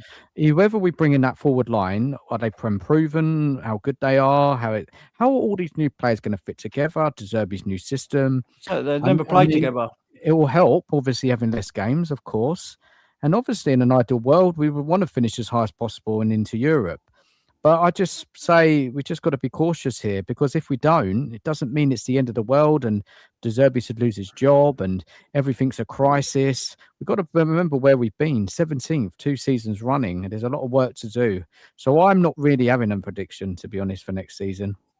I think as long as I can see a team moving in the right direction, as I said a bit earlier in the show, I want us to do all we can to win one of those trophies, prioritize them, play the strongest team available. And then it's just progress, isn't it? With the first team week to week, getting better, and playing better football, which it will be under De Zerbi. I think there's no getting away of it. De Zerbi will improve Spurs. How long it will take? What's the rush? What's the urgency of having to qualify for Champions League straight away? Are the ownership coming out to say, are they putting their target on De Zerbi and say, De Zerbi, this is what our expectations are for you as a manager. You have to, now we're giving you all this money, you have to finish in the top 5. They haven't come out and said that. If you look at their statements at the beginning of the season, all they've said is we need to be competitive, right? That's every team needs to be competitive, right? That's just the basic, right? So they haven't set any targets. Maybe they do have a target internally. They've told De Zerbi and we just don't know. But I just think that, if we don't make Champions League or even Europa League, right, so what? As long as we finish up higher in the league, the football is coming together, we can see improvement, we can see progress. Season 1, I think that's great. Yeah, I agree. I totally agree, Dan. Cookie, did you give your prediction, mate? Mid-table, mate. Mid-table, yeah. You did. Yeah. Mid-table. If they finish mid-table, and I can't even say that yet because I don't know what forwards we've got coming in. Yeah. You know what I mean? I spent a hell of a lot of money on these midfielders. It's been a good start, right? That's all I can say. It's been a good start, right? But we've still got the best part of 2 months, right? To carry on with what we're doing, right? So let's hope the people that are identifying who they want to come into Spurs are doing it correctly. And we go out like a proper club, bid for these players, get them into the club to give the manager the best chance, right? And let's get cracking with pre-season and what goes on there. And also, guys, and this is a thing that Spurs have made mistakes over in past season. We've gone for quantity rather than quality. Now, obviously, those 2 signings in a week has kind of pushed the scales over a bit for me. Yeah, we've made more better signings now than we had worse signings. Like the Bradford, for me, don't understand it at all. Robertson, I've got my doubts, and re-signing Ben Davies just a waste of time. Now, are we? So if this is right, that Spurs could be bringing in another 2 players, attacking players, that's going to bring it up to what? So we've got 6 so far. Is it 6 signings so far, guys? 3 frees, Van Heck 4. 5, 6, yeah, 6. So we're looking at 6, 7, 8 new signings going into a team. It's a lot of players, isn't it? I know Sunderland did it. Are you going, Scott, mate? Sorry, buddy, I missed your message. Yeah, sorry, I got to go make dinner. It's dinner time here. So thanks as always for having me, guys. Scott, Always mate. good. Appreciate you coming on, mate. So, Big up, mate, see you buddy. soon, man. See you later, man. Bye bye. Yeah. So yeah, look, let's go to the chat. Let's go to the chat. Nita says trophies come with consistency on the pitch. Spend money without long-term plans. Fix nothing. Yeah, very sensible point there, Nita. I thought you were going to bed. You decided to hang about. Fair play to you. And Beast, stay doing Beast. See the Villa and Newcastle fans are proper angry because they can't spend. Look, some of them I just don't understand. They don't understand the rules, do they? They just haven't got the revenue streams like Spurs, and that's why they can't spend. I mean, I don't know when they're going to get it. I mean, I'm not saying all of the fan base are like that, but there are so many online just going out their minds. Big up to Jimmy in the chat. You're doing, Jimmy. Challenging for you, playing pace for me. Fair enough. That's where you think. Tom is currently 10th. Get a striker, left wing, and maybe 7th. Fair enough. Yeah. He wants, Beast wants, if we got Brian Brobby. Guys, take Brian Brobby. I think you need that type of striker if you're going to bring someone in like everyone's going on about this Krupi at Bournemouth. Now, if you're going to have, depending on how the manager wants to play, right, and you can say, well, we've already got it in Solanke. Excuse me. But I want someone who can hold the ball up a bit better than Solanke. You know, someone, you know, it's going up there, it's going to get held up, and then you'll be able to, even as simple as lay it off, Krupi makes the run, and your Tonali or whoever's sliding him through. Just the basic stuff from a big centre forward.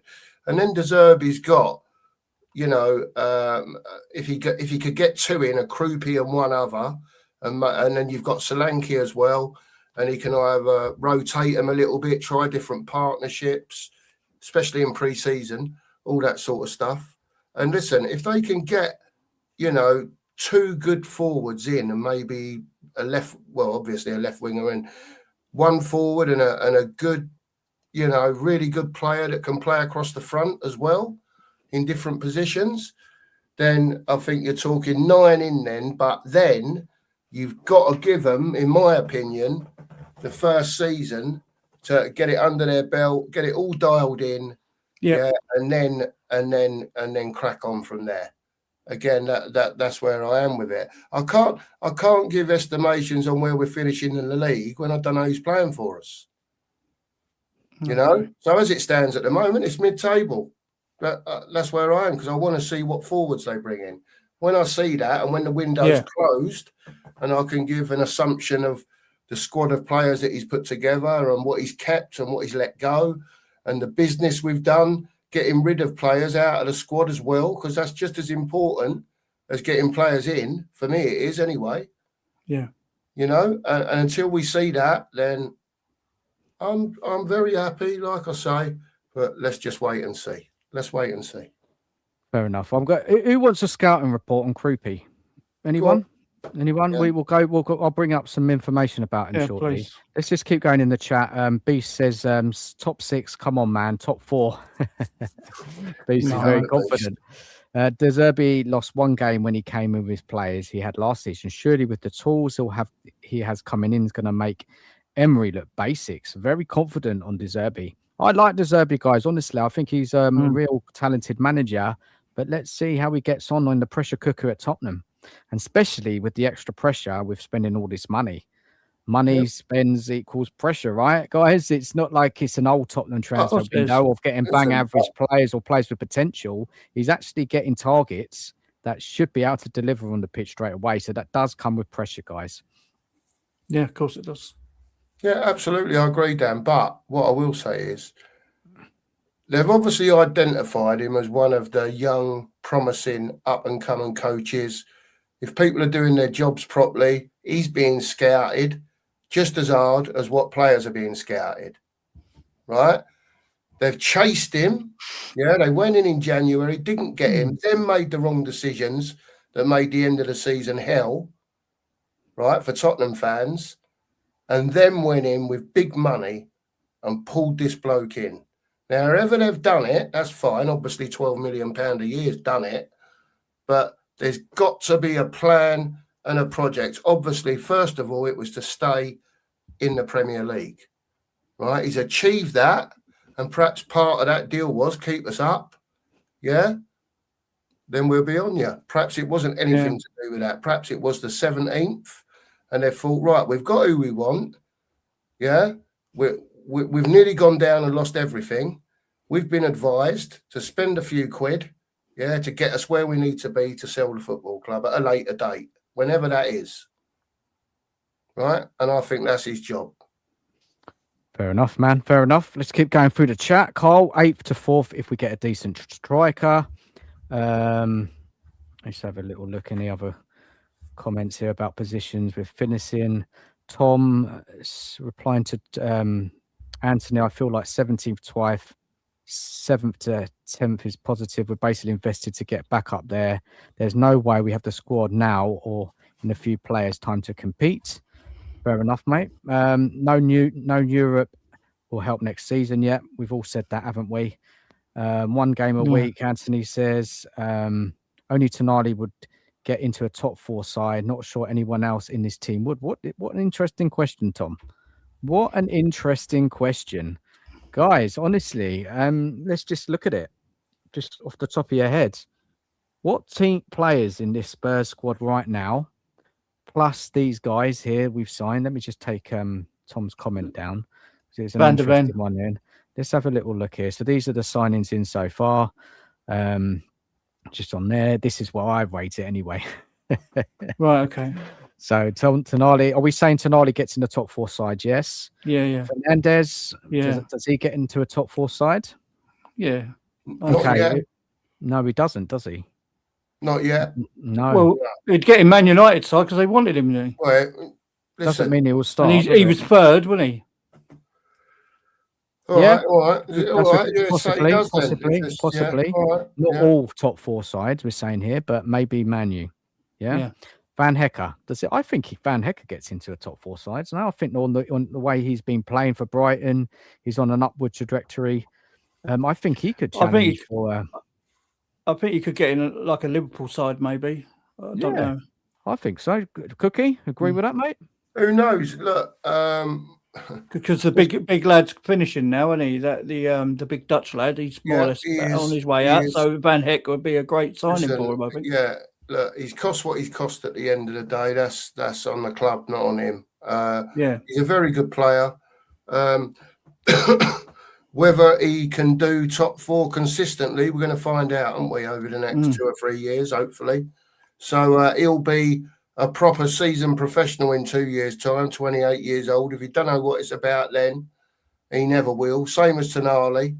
Fernandez will have another 2 years.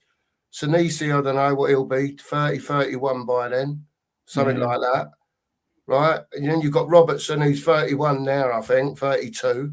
None of them on the right are getting in the top 4 sides. Of course they're not. No. Of course they're not. You know, so listen, again, we can only see what else is bought in, but so far, especially the big 2 signings, I like that. I don't mind the Sinisi one. I've always said that. Powerful player is strong. At the end of the day, it's a win-win for fans and it's a win-win for Spurs when they decide to sell him on.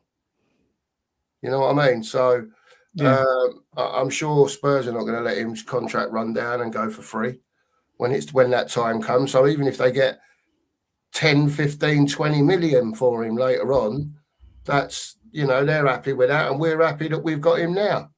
So I don't see much wrong with the Sinisi. The Kinski thing, listen, it is what it is. My view on that is we've got a lot worse problems on the pitch. I know others say, well, the goalkeeper's your stopper. Surely that's the main thing. Yeah. But, small sample size, he done all right at the end of the season. Whether you think that's good enough to be Tottenham's number 1 or not is a different story. I just think we've got way worse problems over the pitch. And I think that will be addressed, especially if Kinski is not up to what they think he is. Yeah, so, I agree. In January, if it doesn't do it in January, he's number 2. As simple as that. And what? And you're having De Bradford coming in as number 1? No. Not at all. No, they've signed him, haven't they? So they're signing him, haven't they? So obviously, I don't agree with that. Anyway, let's keep going through the chat. Big up, guys. Big up to everyone in the chat. Smash the like button if you could. Got 54 in the room now. Yeah, thank you so much for watching. Yeah, if you could smash that like button, it really helps channels. Please subscribe to Cookie and Rolly as well. Thank you so much. So Tom says the recruits are much better, but only Tonali walks in top 4 side. We're nowhere near ready to compete. Yeah. Fair enough, man. I just think it's going to take time. It's going to take time. It's not all going to just click. It may do. I'm not saying it's impossible. You know, you saw Sunderland come up from the Championship qualifying for Europe. I mean, it is possible, but I'm just not going to. I'm hoping Tonali could be a good mentor to Gray. I mean, what a mentor for Gray. Well, we'll see. We'll see what the plan for Gray is. We'll find out before the start of the season. Yeah. Nita says strikers are hard to find. Build a good team. Goals from other players also. Football has changed. Top strikers are a gift. We have no idea. This Krupi guy. Let's bring up some information about Krupi. I said I would, and then we'll go back to the chat. Let me have a little look here. Don't know if you guys know much about him, but I've got a bit of information we can talk about him. Where is he now? Where is this information I've got? Here we go. Junior Krupi scouting report. People say he's a De Zerbi type player. He's composed. He's clinical.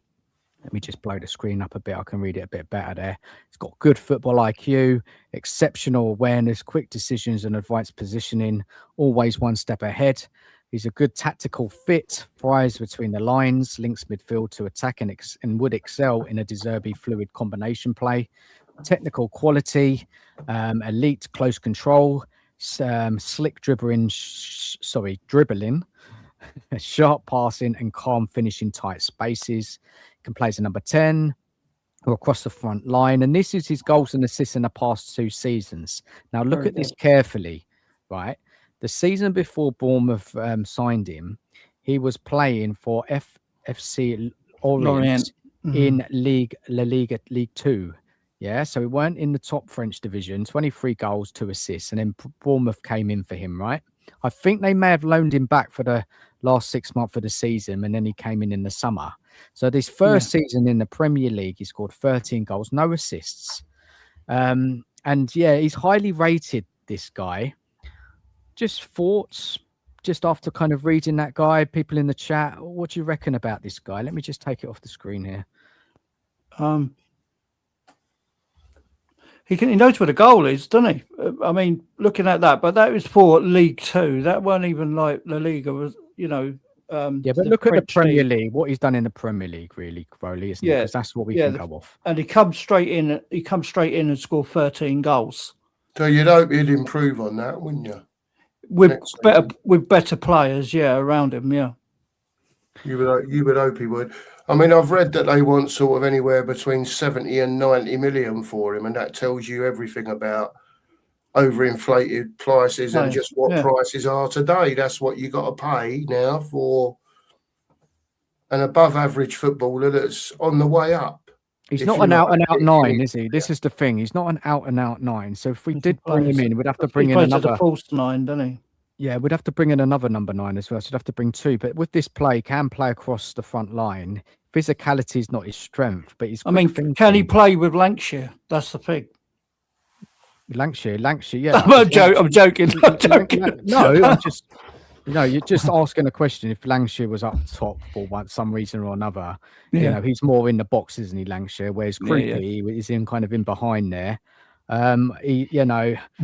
Look, guys, it's a tough one with him, really. I mean, I don't know. It's a lot of money for a young player, and that's why I think we do probably need to go for a I don't know, like who are we going to bring in as a number 9? Have you seen any other links? People are talking about Garassi. People are talking about Jonathan Davis. I'm not particularly Jonathan impressed. Davis. No, the bloke who plays Marmoush. I'll take Marmoush in an instant. Who knows? Maresca might want like him. We don't know. And the same with Savinho. We don't know what Maresca's going to want, doesn't he? He's just come in, isn't he? He's going to be assessing the City squad. Who he wants to keep, who's going to be sold, who's in his plans. I look, if money's no question, then I probably would go for it. I think his finishing is fantastic. I've seen his goals. His one-touch finishing. He's very good, and he's a player who's only going to get better. They're liking him to Defoe, aren't they? Yeah, I heard that, Rowley, as well. You know what I mean? I don't Cookie, know. are you on the fence with it, or you? To be honest, mate, you know, I know he's a promising player. I haven't seen too much of him. Only little clips. Listen, like I said, prices are prices now for footballers. Straight away, as soon as a player gets big ups, and all of a sudden he's worth 80 million quid. Yeah. Do you know what I mean? So they've got to be very careful in what they're paying their 70, 80 and 90 million quids for. We've done this with Solanke, didn't we? They've got to, that's what I'm saying, Roland. They've got to be careful, right? They're trying to mould 9, 10 players into that squad, which is what De Zerbi wanted. Whether he thought he was going to be backed like he has so far is another matter. I don't know. This could have been the plan from the end of the season. Who knows? I think there's a lot more to it than that.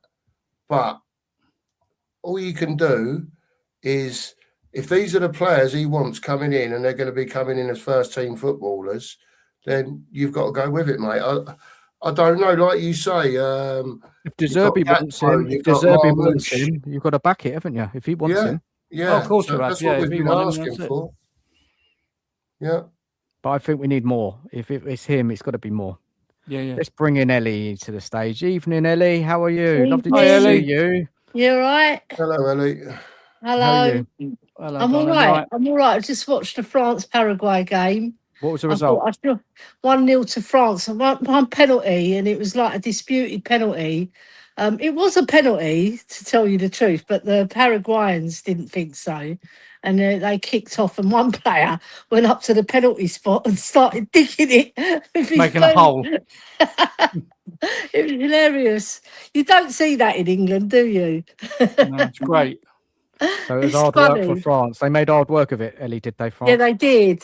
They were the better team because they are better than Paraguay, but you know, they did make the hard work of it. Yeah. Very, very boring game for me. It wasn't very exciting compared to that Croatia game. Bloody hell, that was a good game. No. Ellie, what's your thoughts on Krupi, Ellie? Yeah, I love him. I said on Jose's show that this morning we had Jose put it out to the chat. Would you prefer Krupi or can't remember who the other player was. But most people were voting Krupi. And I don't know whether you've seen that video of him. I posted it where they sort of fire the ball at him and he does the most incredible skill. Right. And there's one where it goes over his head and he flicks it back with his legs. Right. He sort of doubles up with his legs and flicks it back over and scissor kicks it into the goal. So he's such a talent. And I'd love to get him. You sold him to me, Ellie. Ellie, you sold him to me. But we do need someone up there with him with experience, yeah? Someone who's strong and powerful and can hold the ball up. Because he's more like a Jermaine Defoe type of striker, but with even more technical ability. So he's got some fantastic goals last season for Bournemouth. Do you think he'd be all right with Solanke? I don't think so, right? But I think the club are going to stick with him, right? Solanke's never proven to be a clinical finisher, has he? No, will Krupi be okay with Solanke to play alongside? I think so. It will suit him, a big man with him, to lay it off. But Krupi can create his own goals as well. He doesn't wait around. Well, that's a bonus in itself, isn't it? Yeah, I love him. I think he'll be a fabulous addition. Yeah. Right. If we're going to go for a big man up front, probably Mateta. Yeah, because he can help. Mateta, yeah, and he can score goals more so than Solanke, and he's proven it more. Yeah, or Ivan Toney. It'd be another one, and he's got a point to prove as well. Definitely, comeback king. I'm sure the Saudis, will. They want to keep him, but if we put the money down. Either that or we go for someone like Thiago of Brentford. big man, can score goals more so than Solanke. Ellie, Yes. I gotta say bye to Cookie. He's tired now, man. He's going to bed. He's got a late Oh, night right, tomorrow. Mark. He's doing a watch along. So, guys, everybody, go Yeah. and check Cookie out in the morning breakfast show, and then follow if you're around watching the game at 1 a.m. on Monday morning. The England game against Mexico is going to be crazy. So tune in to Cookie, give us a support. And that's been brought forward. No, it hasn't. No. It's still at that time, and it might be a crazy night because if there's thunder and lightning, they'll have to delay the game half an hour, so it could be a long old night. It So could be. if I would be, if you could take the day off work, the next day might be a good idea because it's going to be a mad one. Oh, and don't Okay. forget, Dan, as well, the brunch is on Monday morning as well. As Monday So morning. it's, Yeah. And the it's going to brunch. be a long one. There you go. Anybody? Ellie, I'll send you the promo, Ellie. All right, just so I don't have to. Yeah, send you- yeah. Yeah. no Cheers for coming on, mate. Appreciate you coming on, mate. And See you later, Cookie, mate. look, if Catch you anyone again, yeah? hasn't subscribed Right, to Mark. Cookie, his link is in the chat. I'm sure Thanks, most everyone. of the people Have- here have already, but any Have a just in great case evening, everyone. Take care. anybody, Thank go and you. check him out. Cheers. See you, Cookie. Mark. Take Bye-bye. care. Good morning now, Have a mate. good Good sleep. morning. Let's go to the Yeah. chat, guys. So I want to keep the chat involved with the discussion Sure. around Croupy. Let me just get back to the comments. 1 second. There was a couple of comments about Croupy here. I think Steve said, Steve, evening to you, Steve. Croupy produced consistently top performance, 100%. I'll take him. Very positive. And Haz is in the chat. Big up, Haz. How you doing, man? Hello, He's mate. a left wing mostly, so he don't play centre forward. And also a lot of his games he came off the bench as well, so he didn't start every game for Bournemouth. You know, who's the Bournemouth striker? It's Evanilson. Who is it again? Evan Nielsen. Evan Yeah. Nielsen. That's the guy. Mm. Yeah, he Yeah. scored. I don't know how many goals he scored last season, but would you take him? Evan at Nielsen. Spurs? Yeah, he's a good player, you know. But I'd prefer to get Rayan, the Brazilian boy.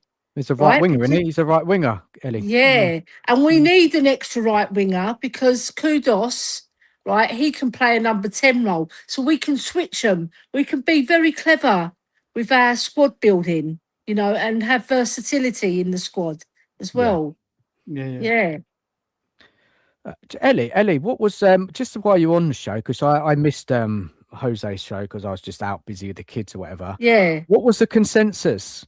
Are people getting on board with ENIC because they're more pro ENIC now? Yeah, like they're still, you know, want them to do more and strengthen the forward line, especially, and build more of a squad. You know, get more players in every single role.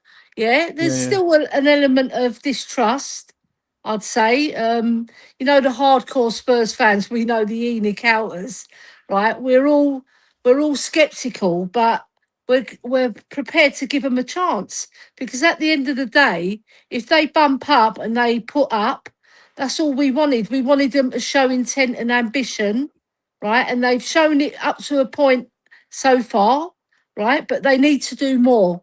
Yeah, Yeah, because- consecutively through the year, through the transfer windows. Of course, Rowley, because at the end of the day, if we don't strengthen that forward line, which I think they will, obviously, because Yeah, got we to. can't stick with Richarlison and Solanke. Solanke was unfit for most of the season, wasn't he? Right, and Yeah, he came back. He scored 4 goals, I believe, especially that one against Man City. That was fabulous. But all through his career, he hasn't been clinical. So we need to strengthen, and we need to strengthen really well in that position, right? And I just think generally, you know, there is an element of distrust, and you can't blame fans for that. You can't, because they've let us down so many times, lads, that you know, made promises in the past. But Ellie. there seems to be a shift. There seems to be a shift in terms of backing a manager, because they've already got him 6 players in.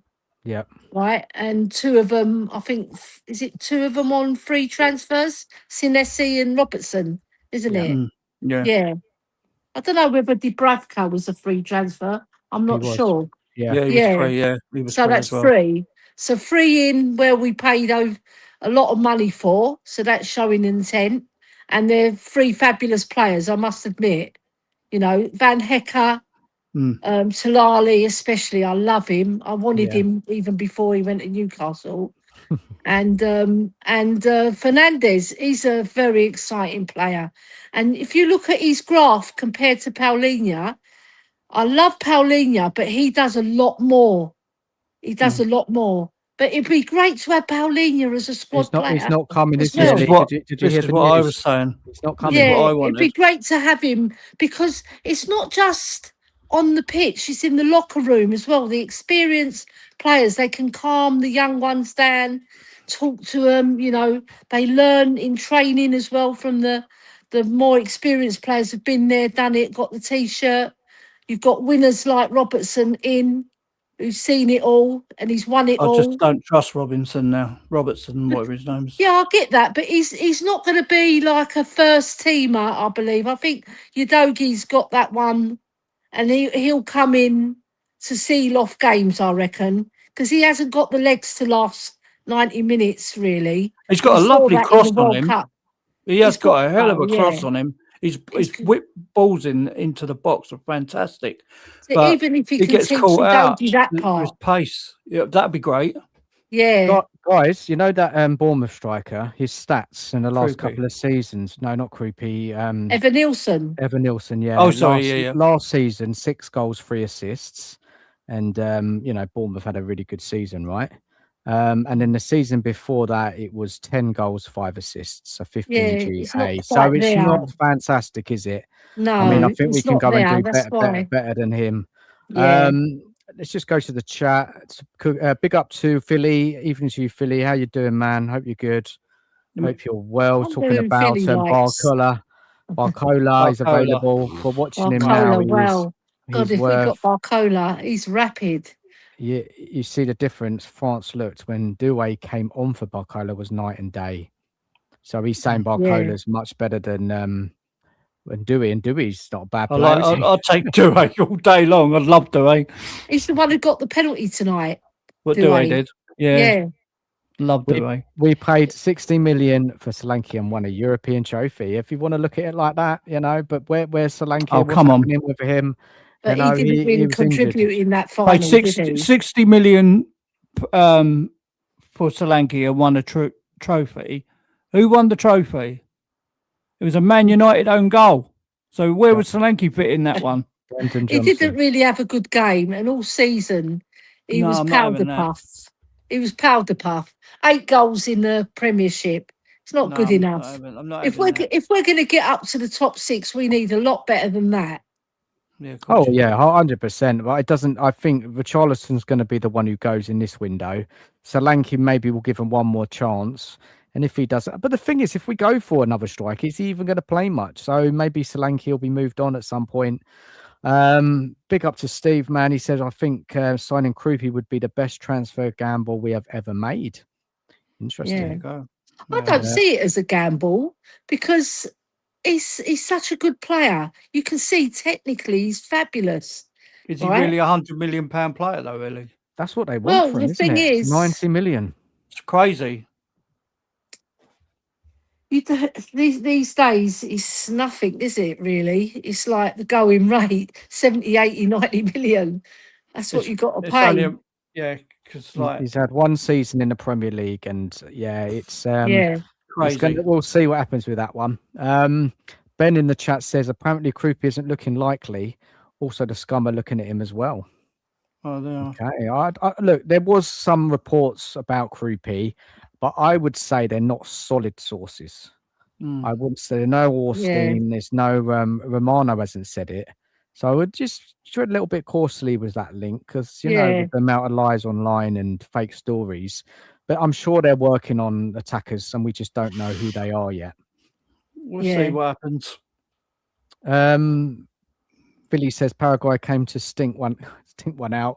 Go and rather have Balogun or Mateta over Solanke. Balogun's been talked about a bit as well, playing for America, ex-Arsenal player. More of a box player, plays in the box, not too much to his game, more of a finisher. But then we got to get that left winger. He's got to be good at the assists, isn't it? If he's just going to be that type of striker in the box. What's his hold-up play like, Balogun? Anyone know? It's okay. He's more of a get the ball and run at the defence. That's Is how he? he is. He's not really a hold up player. Is Yeah. he? I thought it was more of a box striker, but maybe I'm wrong. I don't know. I haven't He seen sort enough of of him. he gets the ball. What I've seen of him, I'm not sure if that's his whole game, but what I've seen of him, he runs at defences. Yeah, and he Yeah. picks up the ball. He Okay. sometimes strays out to the wing as well. I'm sure he played against us recently, didn't he, guys? I think can't remember what team. Who would he play for at the moment? I don't even know who he plays for. What club side you mean? Yeah, Yeah. I'll look it up. yeah. Google it. Back. The thing is, I don't think he's good enough for us. I think we should go for either Ivan Toney or someone who's proven in the 400 Premiership. £400,000 a week. He's on, isn't he, over there? There's a few people who said Robbie as well, Sunderland. Probably. He played for yeah. AS Monaco, I think, mate. Yeah, that's Oh, what I mean. right. I'm sure he played against us, and he missed some AS chances. Monaco, That yeah. was the game when Vicario had a fantastic match. You remember when he pulled a full Yeah. saves? Yeah. Oh And my Balogun God. was the one who's got the end of things. I remember him now. It's coming back to me. So I Yeah. remember Yeah, that yeah. game. Yeah, So him and Akliouche. let me have a look at that stats for him this season. Balogun's stats for Monaco. I'll tell you guys what he's been up to last season. See what you think. Yeah, have a look. Goals and assists. I want individual seasons. Look at that one though, Ellie. Croupy and Ivan Toney. I'll take that, wouldn't you? Yeah, because it'll work. It'll work. Big man, little man. Yeah. Good, Goals and Yeah. assists. good combination. Big up though, the Steve Kerr combo. Yeah. 13 Yeah. goals, Like that. 4 assists last season, so it's not great, is it? No, Not it's not. brilliant, is it? It's Not like, that it's like Richarlison level, isn't it? All right, he's playing in a different league in France. I think Monaco, they finished 4th or 5th, if I'm right, Yeah. in their league. Yeah. I think we Something can do. like- I think we need to do better than that, guys. Honestly, Yeah, I think we I'll do. take Ivan Toney. yeah. Steve is talking about Kudos has to add more goals to GNA. Yes, he does, and I think I'm looking forward to seeing him under De Zerbi. Kudos will be different role, won't it? Other than when he was playing under Frank, and everything was out on that right for Kudos, and it was just so easy for teams to double mark him. Yeah, Yeah. just double up on him and that's it. That stops And then- Tottenham, doesn't it? And we had nothing on the left, and in the end, they Nothing. overplayed him, and he ended up getting injured. Yep. And that's Yeah. it. Do we need another right winger as well, then, guys? Or people relying on Kulusevski to come back? No, I can't. You got to have another. Can't You really got to have rely on someone. him. He's going to take time. Maybe they're looking at getting a winger that can play both sides because that's what Tottenham do. Like Don't they? Savinho can do that. Savinho plays left and right. So Well, then that might that- be why they're looking at Savinho. that When one's the longest one we've been involved in, the Savinho one. It's so frustrating. You think, get your man. But If you Ellie, wanted him from last season. I'd just rather go and get Gakpo for that sort of money. Yeah, Gakpo. He only scored 8 goals, though. He's Yeah, not but a massive He goal assists- scorer. He assists as well, doesn't he? but I guys, think he got 4 assists, I think. Maresca has only just joined City. He might want to keep him. Do you know what I mean? This is the thing. When we were linked to I know. Savinho at the beginning of the window, we didn't take into account that Maresca, he might want to keep him. You know, Yeah. and everyone, know. this is what I mean. You've got to be careful with these links, you know, because we don't know. And there's Ndai. Ndai would be a good one as well. Yeah, This it would is be good. How much Everton going to want for him? 70-80 million? probably. Yeah. This is the going rate, isn't it, these days? Yeah. I don't like that Moise Keane. I don't really like him. No, I don't No. like him. No way. Any other links in the chat? Cookie, mate, thank you for your message in there. Bash the like, people. Sub if you're new to the channel. Really appreciate it. All of you coming to watch me at 20 to 1 at night. How many likes you brilliant got stuff, now, man. Dan? I don't know. I can't see it on the screen. I have to Okay. look at my phone. But big up to everyone. Osherman, man, that would be good, wouldn't it? Osherman. We should have had him Yeah. straight away. As soon as Kane left, they should have went bang, Osman. There you go. Well, Yeah. he's a great Before he player, isn't he? before he Osherman. went His to numbers Turkey, are fantastic. before he went to Turkey all day long, go and get Osman. He's a as proper soon as striker, Kane isn't went he? He made when we played them, he made Wouldn't us have been look this problem. stupid. Yeah, it's a superb player. Guys in the chat, look, we're so close to 50 likes. If you could just smash it, like we've got up to 46 now, just as I said. Yeah, If come we can on. get the stream up to 50 likes, that'd be amazing for us. Thank you so much. Yeah. Philly's going on about Robertson would be a good role model for Salsa. So, well, Philly, so you actually rate Robertson, or you just like him because he's Sorry. there for experience? Yeah, and profession. You know, he's because he's won things. He's I'll a get good him in as a coach professional. then, because The one like, thing I think, about him, Robertson, right, he can pass well, right? He's in that Liverpool mould. He can pass well. So what he lacks in Crossing's good. pace, his crossing's brilliant.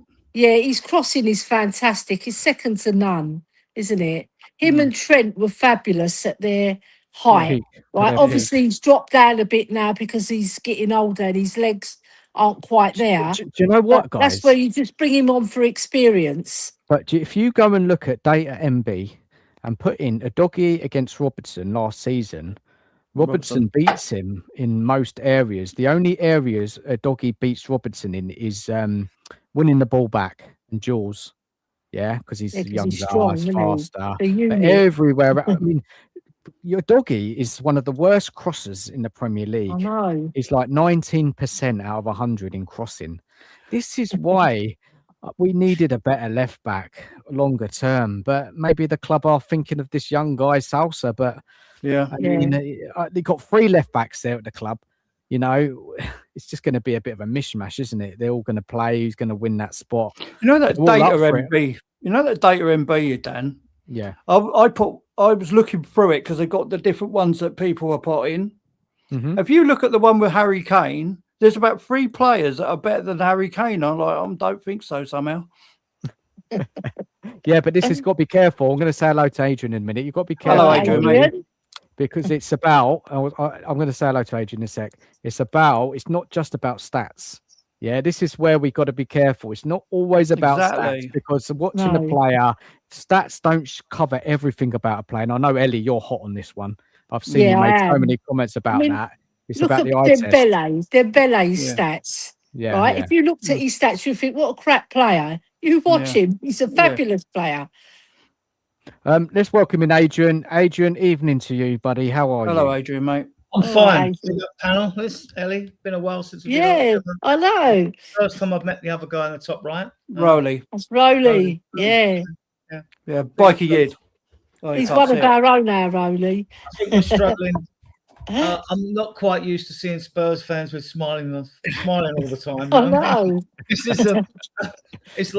This is like new Spurs, isn't it? It's Oh, like, God. it's all by surprise. Yeah, but Adrian, we're winning the league next season, are we, Adrian? We're winning the league. I said we'd get 6 before we brought these signings in. I was confident we'd get 6th or 7th under Zerbi, right? Simply because, right, if we'd had 4 more home wins, 12 points, we would be in Europe. That's how Yeah. crazy it is, right? 12 points. It might have been Conference League, but we're not going to just win 3 league home games under De Zerbi, are we? We know that. I mean, he is the man, isn't he? He's like Poch Mark II, isn't he, really? So, like, Yeah. we're going places now. And isn't it lovely to see the media that hates us and our rivals that hate in total meltdown? I mean, they moan about, oh, we're having a pants pull down. We're spending too much money for players. Who gives a shit, right? We don't care, right? And like, About time, isn't it? yeah, and Yeah. also, right, you didn't hear them because it's Spurs. We know what the media are like with Spurs, right? They didn't. Where was Yeah. the meltdown with Man City paying 116 million for Elliot Anderson? Where's the meltdown? Yeah. Mhm. You know, Mhm. the media now, they don't know whether to shit or get off the pot. We've got them in a tailspin. We've got them in a tailspin. They just For don't, sure. and what winds them up even more is we ain't finished. We're bringing at least 2 more. I mean, we know we want a left winger and a striker. Striker's hard. Who are you going to get? Plenty of wingers out there, though. There's plenty of wingers out there. Oh, Right? you're having a laugh. Look at that. Ivan Tony's shit. No, No, he's I not. think Tony's not shit. Oh, No, come he's on, not He's man. not coming to Spurs because, like, he slagged us off on talk shite radio. You know what I mean? So, like, so Yeah. he's not coming to Spurs. He's not coming to Spurs. then. He's not shit, though, is he? No, he's not of course he's shit. not. I mean, He's look, an England international as well. He might be a little shit, but he's not shit. when we slag our own off or players off like the fan base like to do. I mean, look, these Ellie's played the game. These players have come through academy levels, others, and they get to play Premier League football. Give the players some respect, right? If you've worked your way up to Premier League football, you're not a bad footballer. You might not be at the standard we want at our club, but you're not a bad footballer. You're not shit, right? So, yeah, I don't know we're going to get in a striker department. Left winger, because he's Prem proven had a great record at Girona scoring goals, which is like Man City's sister club. I would take Savinho.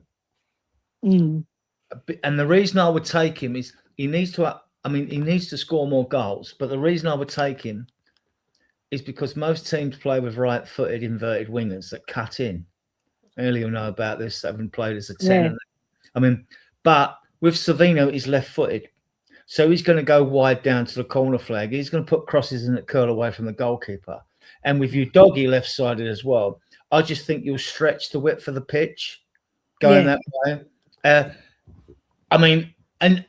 he's technically absolutely superb with both feet. And he can play on the other side, but we're looking to bring someone in on the left because we've got Kudus and Kulusevski, and they're both going to be fit for the new season. So they're coming in. So, we're going to get a winger, striker. I've always been a fan of Vlahovic. He's got the experience. He's on a free. People have suggested Osimhen, you've got... after that, you sort of struggle a bit unless you're going for a Darwin Núñez, Yeah.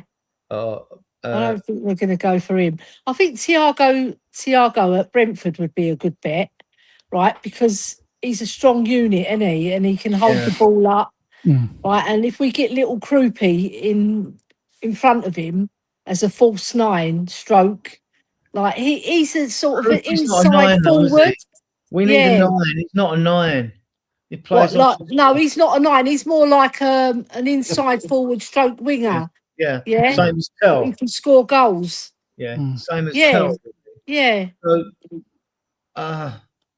people start talking about Balogun because he's done okay for the US. No, you're not proving enough. No, it's not good enough. I'd even go.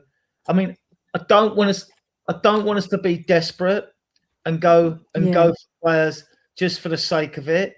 I don't want box office. If we can't get a decent striker in, I'd rather stick with what we've got. There's always January when you're looking around at other leagues and players. There's always, because it's a fantastic rebuild, upgrades in the team at the moment. So, if we can't get a decent striker in, then I would rather stick with what we've got and see out the season. I don't want to do that, but I just don't see. There's such Adrian, mate. Honestly, I have to come in here, and I'm going to say hello to Mr. Box Office in a minute. We have to buy a centre forward and a left winger by the beginning of the season. Otherwise, we're not doing nothing. We need goals and assists in this team. If we don't bring anyone in, Adrian, it's a waste of time spending all this money on the midfield and the defence if we ain't got any finishers or killers in the team. Adrian, Solanke, not for me. Richarlison will be on his way out. Lancashire, maybe as a third striker, last choice if we can't bring in any others. But Adrian, don't want to push. Spurs are pushing the money out, right? They're going hard. They're getting in the players. Might as well just go for it, mate, right? And then Alex, Mr. Box Office, I'll let you come in a second. I just want to see if Adrian comes back on that. Well, who though? This is the thing. There's loads of wingers out there. You could gamble on Nusa for Norway. You might have another look at him tomorrow if he's out there with them. You've got Seidel Marlow at Cologne. He's 6'2". He's decent. Trouble is we don't know if you've got Abdi Azalzuli at Real Betis. He does score goals. Really like the look of him. But these are unproven, whereas Savinho is proven on the wing. As for number 9, I'd go for Vlahovic. He's international for his experience. A lot of fans seem to be going for Osimhen if you could get him, but he's on good money in Turkey. You're getting him out of Turkey, not on that money. You're not. Even the money we're paying, you're not getting him out, and then tax free and all that. So unless he's got some ambition, and I do wonder with Osimhen, I do wonder because people keep Oh, going on about. I watch Adrian, you videos. would I'm not say convinced- no to him, buddy, mate. He I'm scores not so many convinced about him. goals. I've seen a lot of his goals. You watch a lot of his goals; they're in the penalty area, tucks and all that. And Yeah. As also, long as he scores, I don't care. so what happened then? What we don't know with him, and this is the thing when you have to do your due diligence on a player's psychological profile as well. Right? Is Yeah. he a team player, not an arsehole, blah, blah, blah. So why was it when Napoli win the league and they had Kvaratskhelia, the winger, and Osimhen in the team, why is it then that Osimhen goes to Turkey, right, over PSG, Bayern Munich, Barcelona, Real Madrid, or comes to Man City or whatever? Why didn't it happen? Something doesn't sit right with me on that. Fair enough, Adrian. Hold that thought. Mr. Box Office, evening to you. Do you want to respond to that about Osimhen? I mean, firstly, if people are saying that they want to keep Richarlison and that below average in Moheski and Solanke, I don't know what we're doing here. Honestly, Who said that? Solanke's never fit. Solanke's never fit. The fact that this guy can't, Richarlison, we've seen how many years, and I'm not seeing anything different. So let's just move. We have to move them on. Like I said, I'll take Danny Welbeck because at least he can hold the ball. I mean, at the moment, we ain't got strikers. Well, I've been told Solanke can hold the ball, but I don't see him. I have not seen him because he's always injured. And unfortunately, like I said, it's the same with Maddison. That's why now we're getting to that point now where it's like, well, I'm sorry, get rid. If he can't play, if he can't be fit, get rid. I'm done with this being nicey anymore. Right? It might not be realistic in people's eyes, but as far as I'm concerned, I'm not doing this whole thing next season. Like I said, when people are saying to me, "Oh, I need to give them time," no, I'm done. Like you know my feelings on these players now. What about Osimhen? Would you take Osimhen, Box Office? Osimhen, I don't know. I really don't know because I'm just detecting another Mwani situation. Again, I'm going back on what I say here. If you're going to get in Osimhen, have a plan for him. Have a system for him. There's no point of getting him in, right, just to give him on a whim, like we did with Mwani, like we did with other strikers. You need to have a system. There's no point of getting him in and you don't have a system for him. But Osimhen's a centre forward, mate, isn't he? Well, yeah, but regardless whether he's a centre forward or not, we had a centre forward in bloody Mwani. Look, how did that work out for us? I mean, he did hardly play Mwani as a centre forward. They played him on the wings, didn't they? Well, yeah, but because we didn't have an actual system for him. Look what's happened with Javi Simmons. We got him in. Oh, he's a great player. We didn't do the much research on him, didn't we? Because if you actually done the research on him, if you actually watched him, he had Sesko up front. Like I said before, if people heard this before, I do apologise, but against rinse and repeat again, right? He had Sesko up front. He had a Pender bloody making runs. Who was in the team doing that under Frank? No one was doing it. So that's the point. You're going to have a plan. You're going to have a plan with these players. Have a system. You're going to have a system with them because there's no point in bringing them in and then sitting there saying, just give it to them. What I've taken from Mr. Box Office and Adrian, what's really key, what you've both said is that we've got to get the right player in, right? And they've got to look at his mentality and all that stuff, not just about the football. It's about, does he fit? Can he do it in the Premier League? Do you guys know what I'm saying? Does he fit? Because you've got Tonali there. You've got Tonali there you've bought Tonali for £100 million. So now that's your main guy. Because you're not paying £100 million for Tonali and he's just a big part player. He ain't the big part player anymore. You've got the main guy there. Mm-hmm. Right? That's your main guy now. Right? Well, it is your main guy because literally De Zerbi said, that's the guy, go and get him. They've got him for him. So for me, you're basing your team around him. And then you do a tree around them. That's the way it looks like to me at the moment. The defence is kind of sorted. The goalkeeper, we can discuss that another time because I don't agree on that, even though he done okay in the last 7 games. But we go there. But coming from Tonali, there's got to be another attacking midfielder that's going to work with Tonali and work with the striker. That's what I'm saying. That's where we need to start deciding what we're going to do, because at the end of the day, you can't have Tonali as £100 million player saying that's your main guy, right? and then you're going to have to base your team around him. So what is going to be the player? What is going to be the players that can work with him? That's the way you're going to have to look at it. You got Fernandes there now. What's the strategy? Who's the sort of player you're going to have? Players you're going to have around it, because Fernandes is going to start right box office. They're both a blend of. I don't like these modern description terms of like a number 6 or a number 8. It's too specific, and it's a new term. You didn't have it back in the day. Had midfielders that can do a bit of it. Both these players, although different in style, they're both a blend of a 6 and an 8. They both are. They can play the odd ball. They can beat the press and play the ball through the lines as well. They're both tigerish as well, which is great, and got bundles of energy.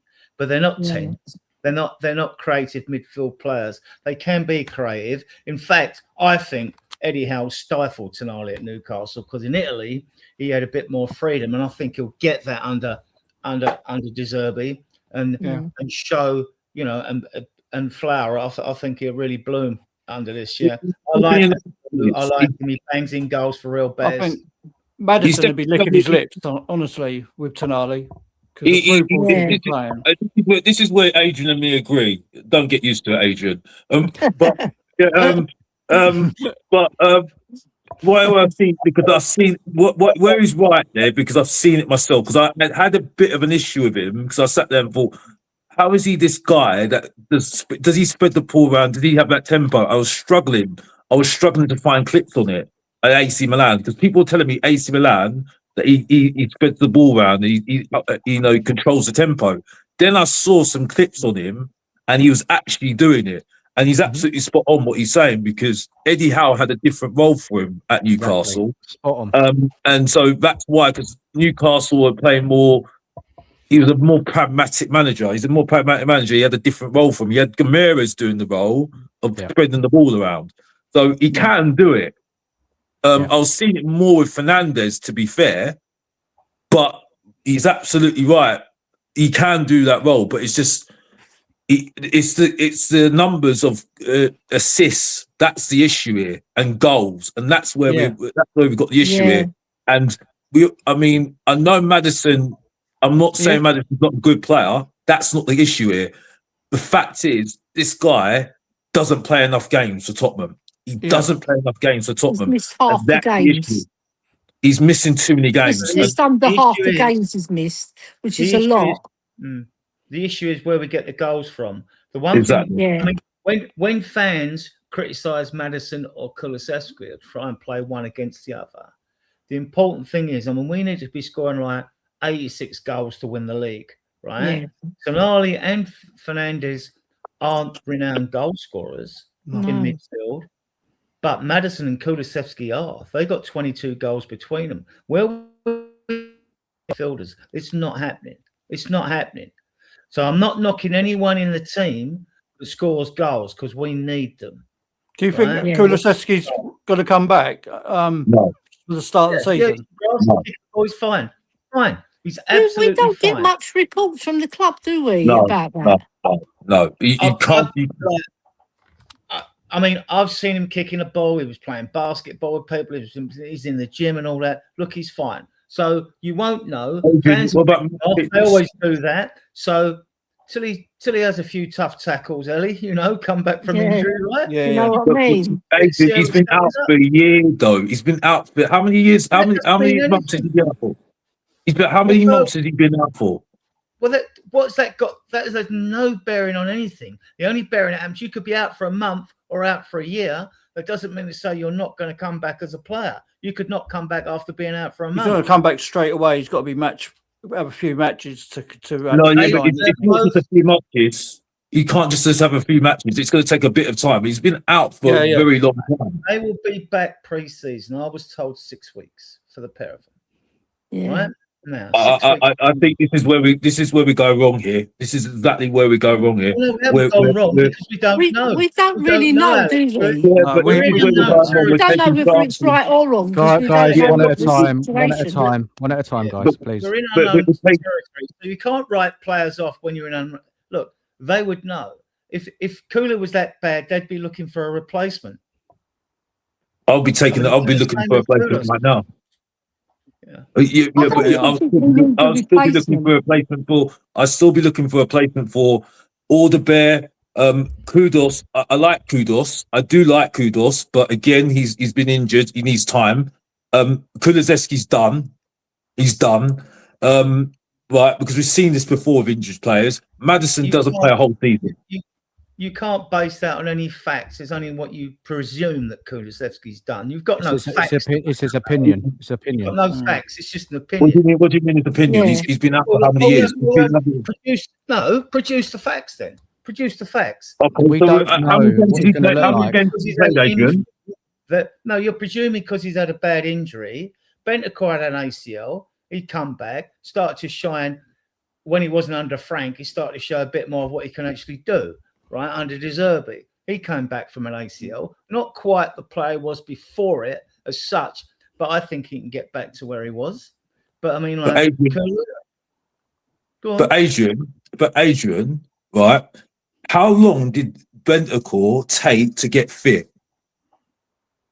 Yeah, he was playing up to 60 minutes, wasn't he? How long did it take Doors. for him to It took fit? him a good 3 months, 4 months to get up to speed. It take him quite a while to get fit. Yeah. So I don't know where we're getting this. This is again, we're getting emotional about these players now. Sorry that I don't think he's getting emotional. Alex. Understand That's the box office. He's not getting emotional. This is where the issue is. Listen. We're having a football conversation here, so I'm going to be straight to the point here. So you can take it for what you want, but I'm just being straight up to the point here. Adrian should know what I'm like anyway. The point is, though, right, is that when you look at the two players, they can't play the whole season. That's the issue here. Yeah. Last season, a minimum of 40 games. None of them are going to play minimum. Your better players will play 30 of them, 25 to 30 of them, because it's a squad. They're not going to play 40 games and get in a red zone. Right? Can we just be honest with we'll have a lot more rest periods now. We need better than what we got in midfield, man. Can we be honest here? Kulusevski, we need to do better. He's never been consistent. He's an up and down player.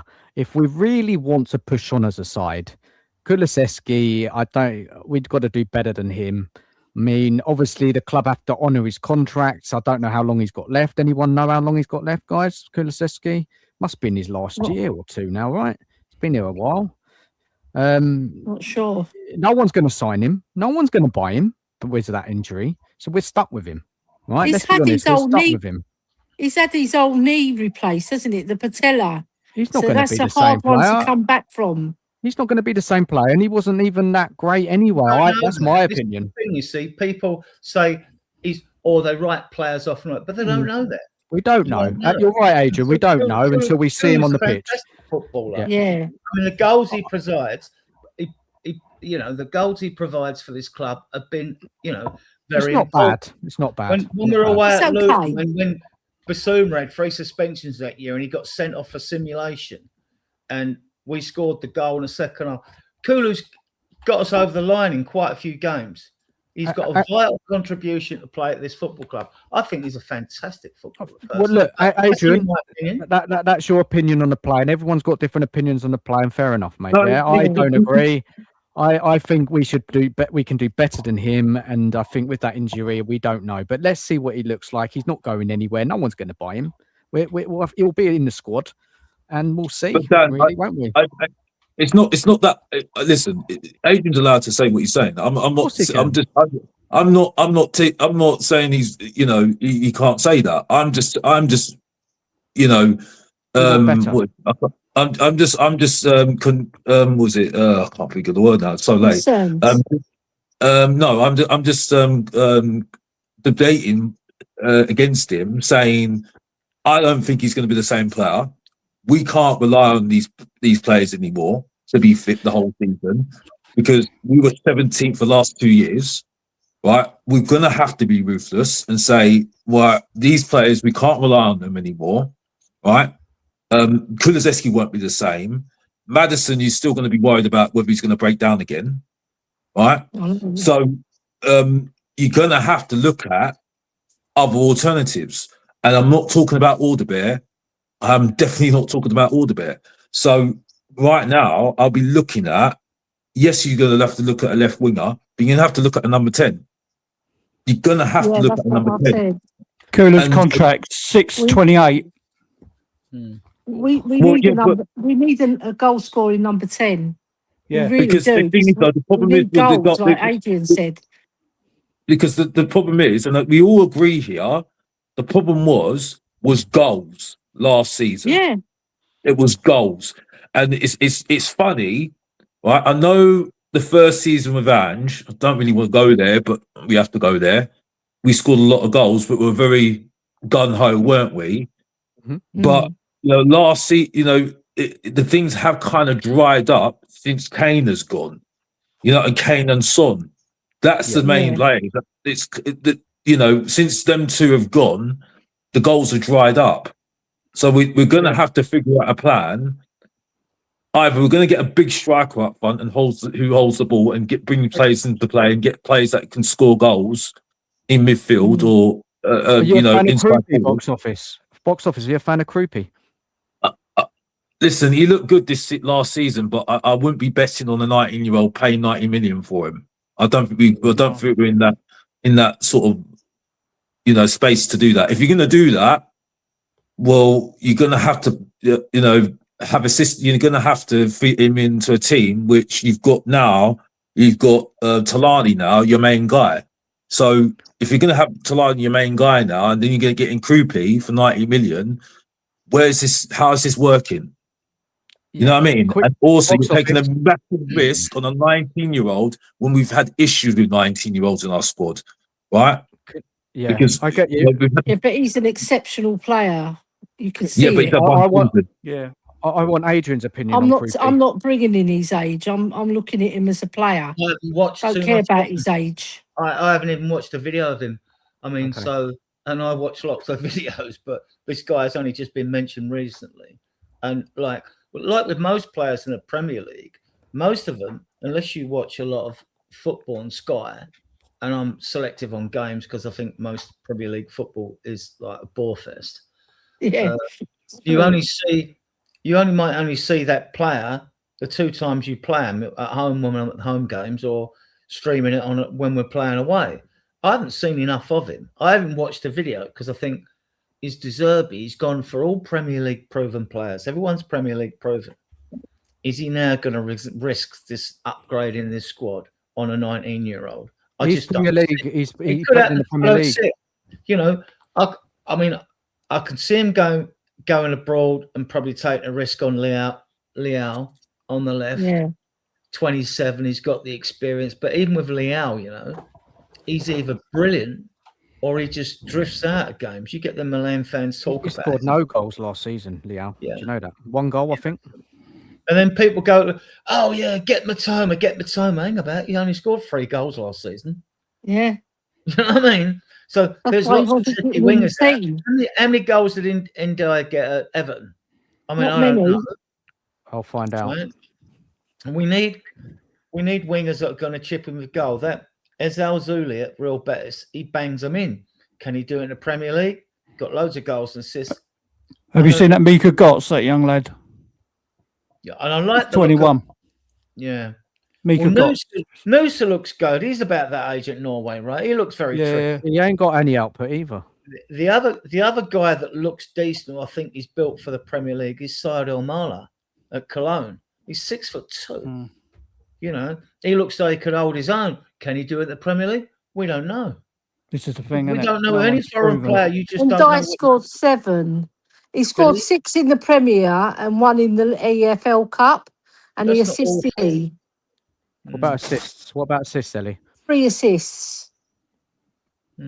Three assists. That all Out from of a winger. 32 games, 6 goals, 3 assists. For a It's- winger. That's not Yeah, great, is it? It's not, No. is it? But they were No. struggling, Everton, generally. They were struggling towards the back end of the season. They Well, had they a didn't beat very us, good. did they? They Yeah, were they pushing for Europe for a long time, and then they fell they away. 'cause were. They just And don't then have they the squad. fell off, didn't they?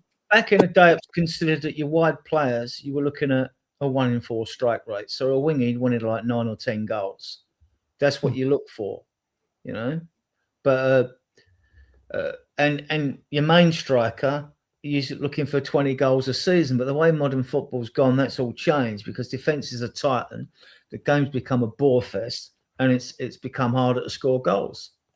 So if a striker scores 15, 16, 17 goals, suddenly like he's a brilliant player. But Richarlison and Solanke, I mean, look, we've all seen much better strikers at Spurs over the years we've been following. we have. Much better Oh strikers. yeah, oh yeah. That's Solanke bad. only got injured this season. He got 15 goals last season, 8 in the league. And I in thought, competitions, all okay, competitions. yeah, in all competitions. So I thought, okay, for your first season, that's not bad. It was unfortunate he got injured this season. And as soon as a player gets injured, like the fans, like they write them off or they slag them off for being injured as if they got injured deliberately. It's just ridiculous. But but Solanke was suited to De Zerbi's system because of his hold-up play. His hold-up play is very good. Whereas Richarlison's got his technique is crap. I mean, he's got no.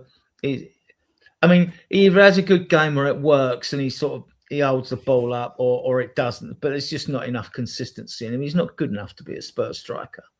Solanke, I wanted to see another season out of him before I judged him. You know, he's not going anywhere. It looks like it doesn't look like he's going anywhere. So we'll see next season, guys. Look, I want to bring it right back to the beginning of the show because obviously Ellie, Box Office, and Adrian weren't there. And the kind of, if you look at the title of the show, have Spurs earned your trust? Now, I want to hear from all of you. Adrian's walked off, so let's start off with Box Office. Yeah, that's a tough one. Box Office. You've seen the reaction to this week. You've seen the reaction to the fan base in kind of everybody's kind of forgotten about Lange and Vinay because we're spending all this money, and Spurs they are moving differently in the transfer market. There's no doubt about it. Now, where are you, Box Office? Where's your head now with these owners? I've not changed because I think they see us. They see us coming.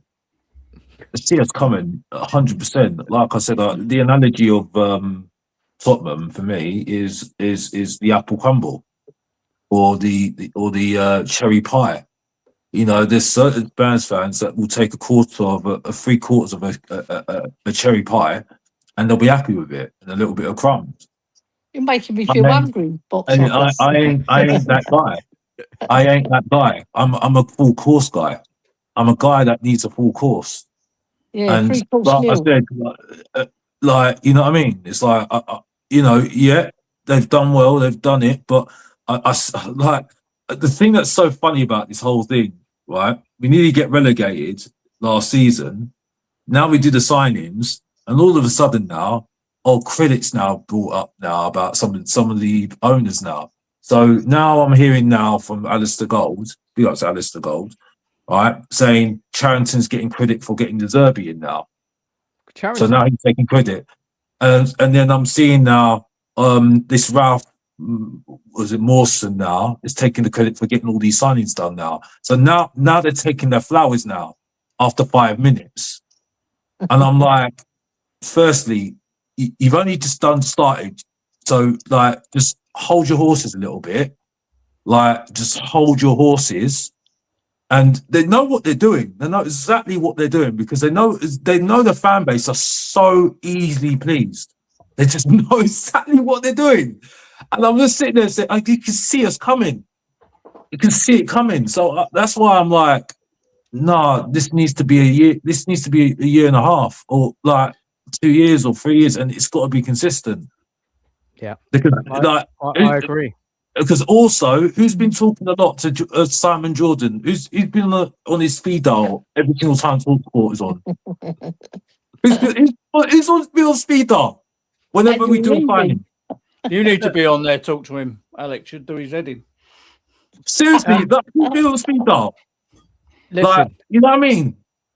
Yeah. Box Office, you're very clear with where head is at. Thank you very much. Very similar to me. Adrian, you kind of did say it when you came into the show that you're and Adrian, you're a passionate Spurs fan. I'm not saying we all are passionate Spurs fans, but Adrian, you see something in De Zerbi, don't you? I think more than anything. I think even beyond all these transfers, The way you talk, Adrian, is that you believe in this man. You called him what? Poch 2.0, right? Adrian, you Yeah. give us your take. How you're feeling now as a Spurs fan? Good. I mean, it's exciting times to be a Spurs fans with these signings. We brought 6 players in, and there's weeks left in the window. I mean, the window doesn't shut until September the 1st at 11 o'clock in the evening. There's weeks to go. Even after the World Cup final on the 19th, you've got 44 days. You've got 6 weeks after that. All right, 9 days of that goes into the new season. But there's more than enough times.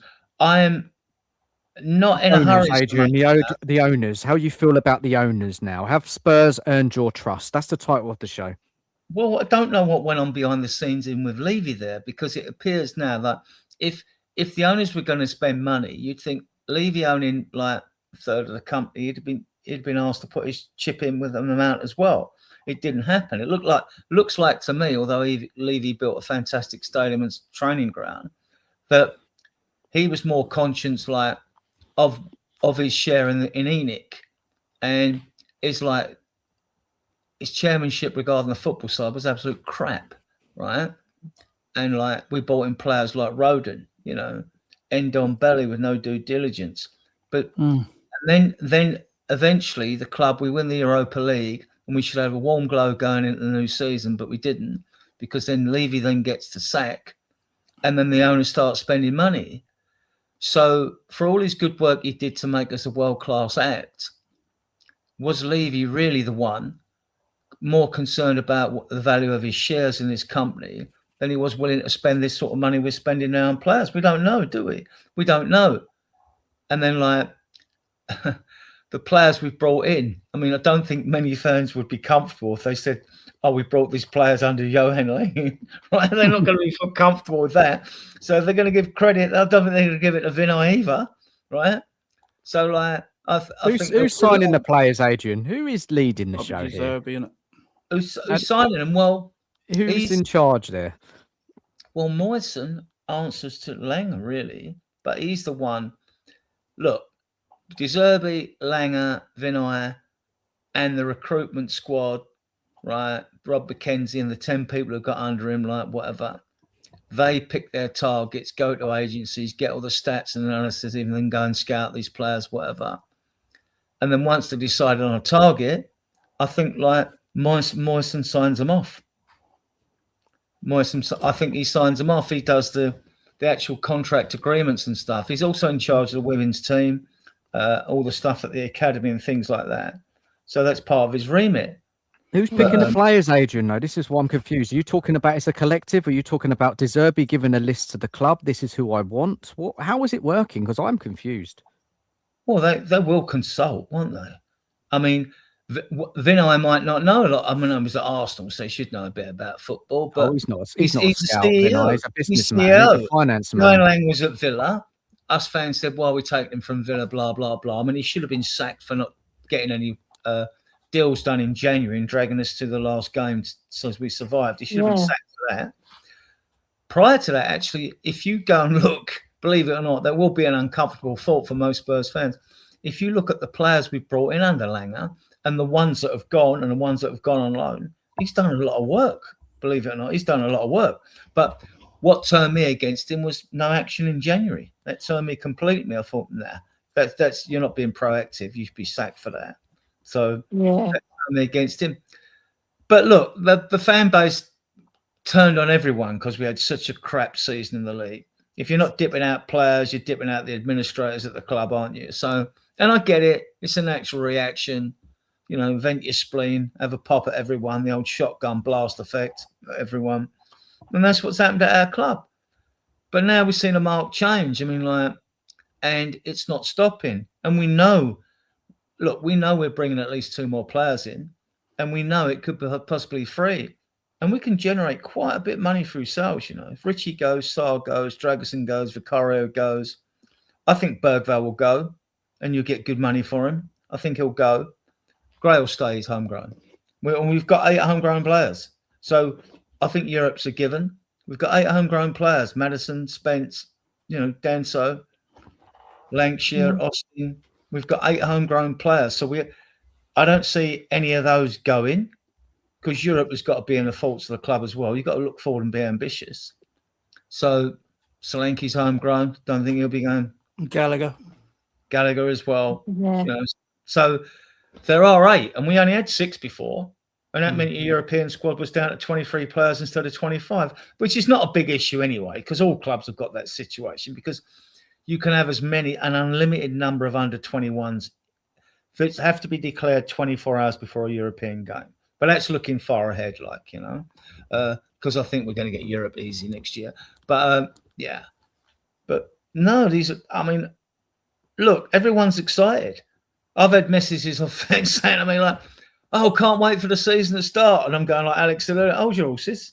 I want more players in. I want more players in. Don't get overly excited. You want the season to start tomorrow. We've got like a lot of time, 60 days or whatever it is. You've got all of it's 5th of July now, isn't it? So you got 26 days and 32 days on that. So, you know, there's a lot of time to get players in, and I don't think there should be a rush. And I think because we're looking now, I think it's part of the reason why they're not in a hurry. It might happen, probably won't happen tomorrow or today as it is on a Sunday, to sort of like announce the Tonali decision while they're working behind the scenes for other players. It will get announced probably Monday or Tuesday. Probably Monday. But, Adrian, I've got to ask you something, man. Obviously, you know, do you forgive and forget with ENIC and you know, and how badly they've run the club for the past 26 years, the lack of success, the lack of failing to back managers, failing in the recruitment. It's been a bit of we've got this Spursy tag, haven't we, built up under ENIC, this long-term mentality issue. What's your thoughts on ENIC now? I'm not a forgiving person. You're not? I'm not a forgiving person. People are too easily forgiven nowadays. I'm not a forgiving person. Are you going to hold them to account? Yeah. Is this make or break now for them? For them? Yeah, make or break. Not at this time. Not after what we've seen so far in the transfer. No, say if it all goes tits up and we go back to the old ways of how we recruit and we don't really push ourselves.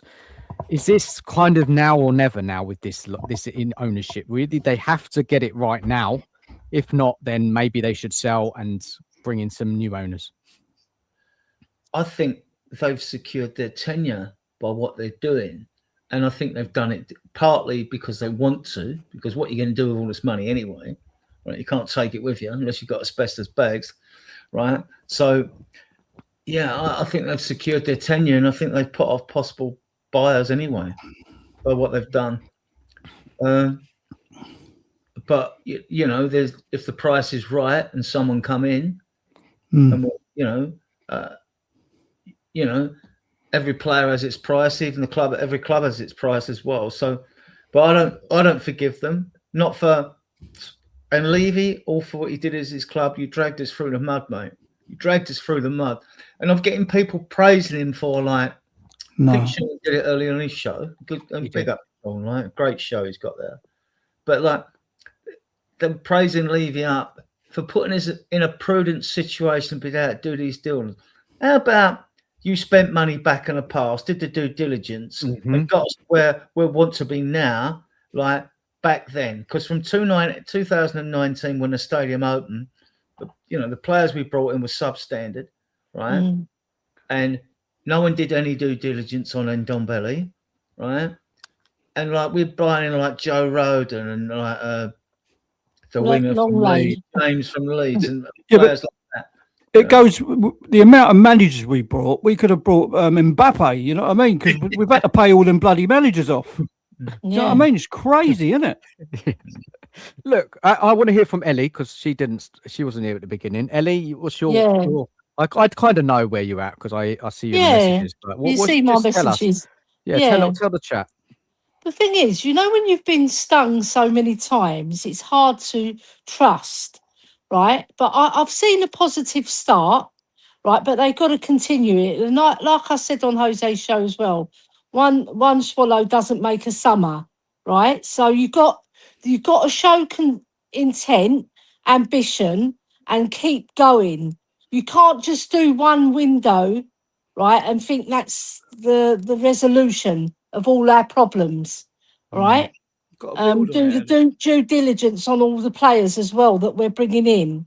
Like Adrian said, when we didn't do it on Nod on Belly, and we're bringing in substandard players, it seems like the shift has gone the other way now, right? But we still need strengthening up front, and we still need a lot more than 2 or 3 players, because we've got to get rid of a lot as well, right? And I don't trust very easily, and I'm a forgiving person for those who deserve my forgiveness, right? But with Enoch, they have to prove to me, and all of us, not just to me, but they have to prove to us that their intent is to push us forward each and every window, not just one window, then you stop in January, like they did last season, and they nearly had us relegated.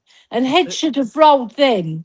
Head should have rolled, right? Because it Absolutely, was they should have. incompetence of the highest level, Mhm. right? And I get angry when I see my club stagnate and we get this Spursy tag, like you said. It's embarrassing.